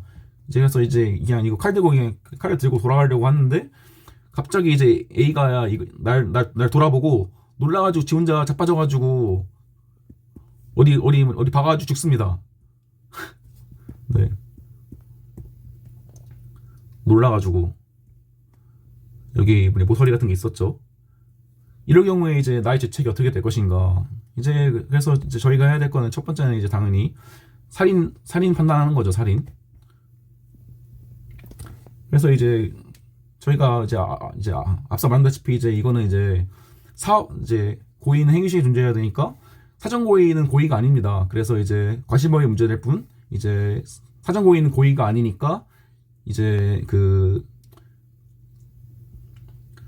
이걸 써준 다음에 이제 그래도 좀 약간 좀 불안하잖아요. 이게 실제 시험에 나오면 이제 더 뭔가 더 쓸 내용이 있어야 될 텐데. 그래서 이제 이거 고의가 없고 설령 이게 인정되더라도 비표적 고의 얘기하고 이제 위에 써준 학설 같은 거 써주는 거죠.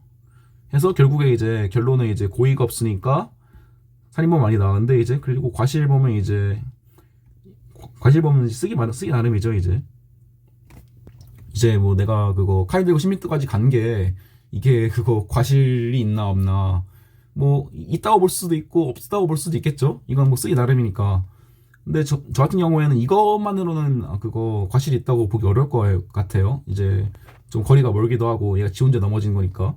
뭐 이거는 이제 비윤적 인과관계 모시게 해가지고 그 다음 주에 할 내용이고, 그래서 뭐 무죄라고 하고 과실범은 아니라고 하고. 근데 보통 이제 이거 두 개까지는 여러분들이 잘 쓰십니다.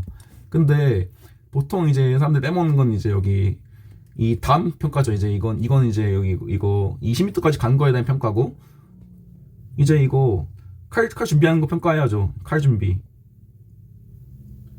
이게 뭐냐? 살인 예비죄입니다. 살인 방화 강도 이런 되게 중범죄에는 그거 준비한 것만으로 이제 실행 착수를 하지 않아도 이런 물적 심적 준비 행위만으로도 처벌하는 경우가 많은데, 그래서 이건 이제 칼을 준비했고 이걸 찌르려고 가고 되게 근처까지 갔으니까 당연히 살인 예비가 인정되겠죠. 이거는 이제 제가 앞서 말한 이제 누락 같은 거 주의하는 거고, 그래서 이런 단계를 따라가지고 좀 누락 없이 쓸 수 있으면 이제 여러분들은 더 사령에서 문제가 없을 거다. 근데 당연히 여러분이 이거를 모르셨다고 당연히 모르시는 게 당연한 겁니다. 네, 예비는 뒤에서 배울 거니까. 네, 아무튼 그래서 이건 제가 약간 기본사례 구조 같은 것도 좀 넣으면 좋겠지 해서 한 거고, 그래서 결론이 뭐냐, 이게 중요하다. 그리고 여러 고의가 형태에 있는데 고의는 행위 시에 존재해야 된다. 이 워딩은 좀 쓸 일이 있을 거예요. 고의는 행위 시에 존재해야 된다. 이거하고도 이어지는 거거든요. 아무튼 그래서 승계적 공동정범에 대한 재밌는 얘기는 저희가 나중에 하는 걸로 하고, 일단 오늘은 여기까지 진도를 나왔으니까 다음 주에 뵙도록 하겠습니다. 그리고 제가 과제를 드렸는데 제가 말씀드렸다시피 시간을 좀 여유롭게 두셔가지고 푸는 걸 권장하고, 그리고 이제 오늘은 제가 그거 좀 약간 아프기도 했고, 그 다음에 좀 말을 좀 많이 해서 그런지 막 말도 빠르고 좀 발음도 세고 그랬을 거예요. 그래서 좀 다음에는 좀 더 확실히 준비를 해가지고 이런 문제 없도록 할 테니까, 네, 그거 일단 오늘은 여기까지만 하고 마무리하도록 하겠습니다. 다들 수고 많으셨습니다.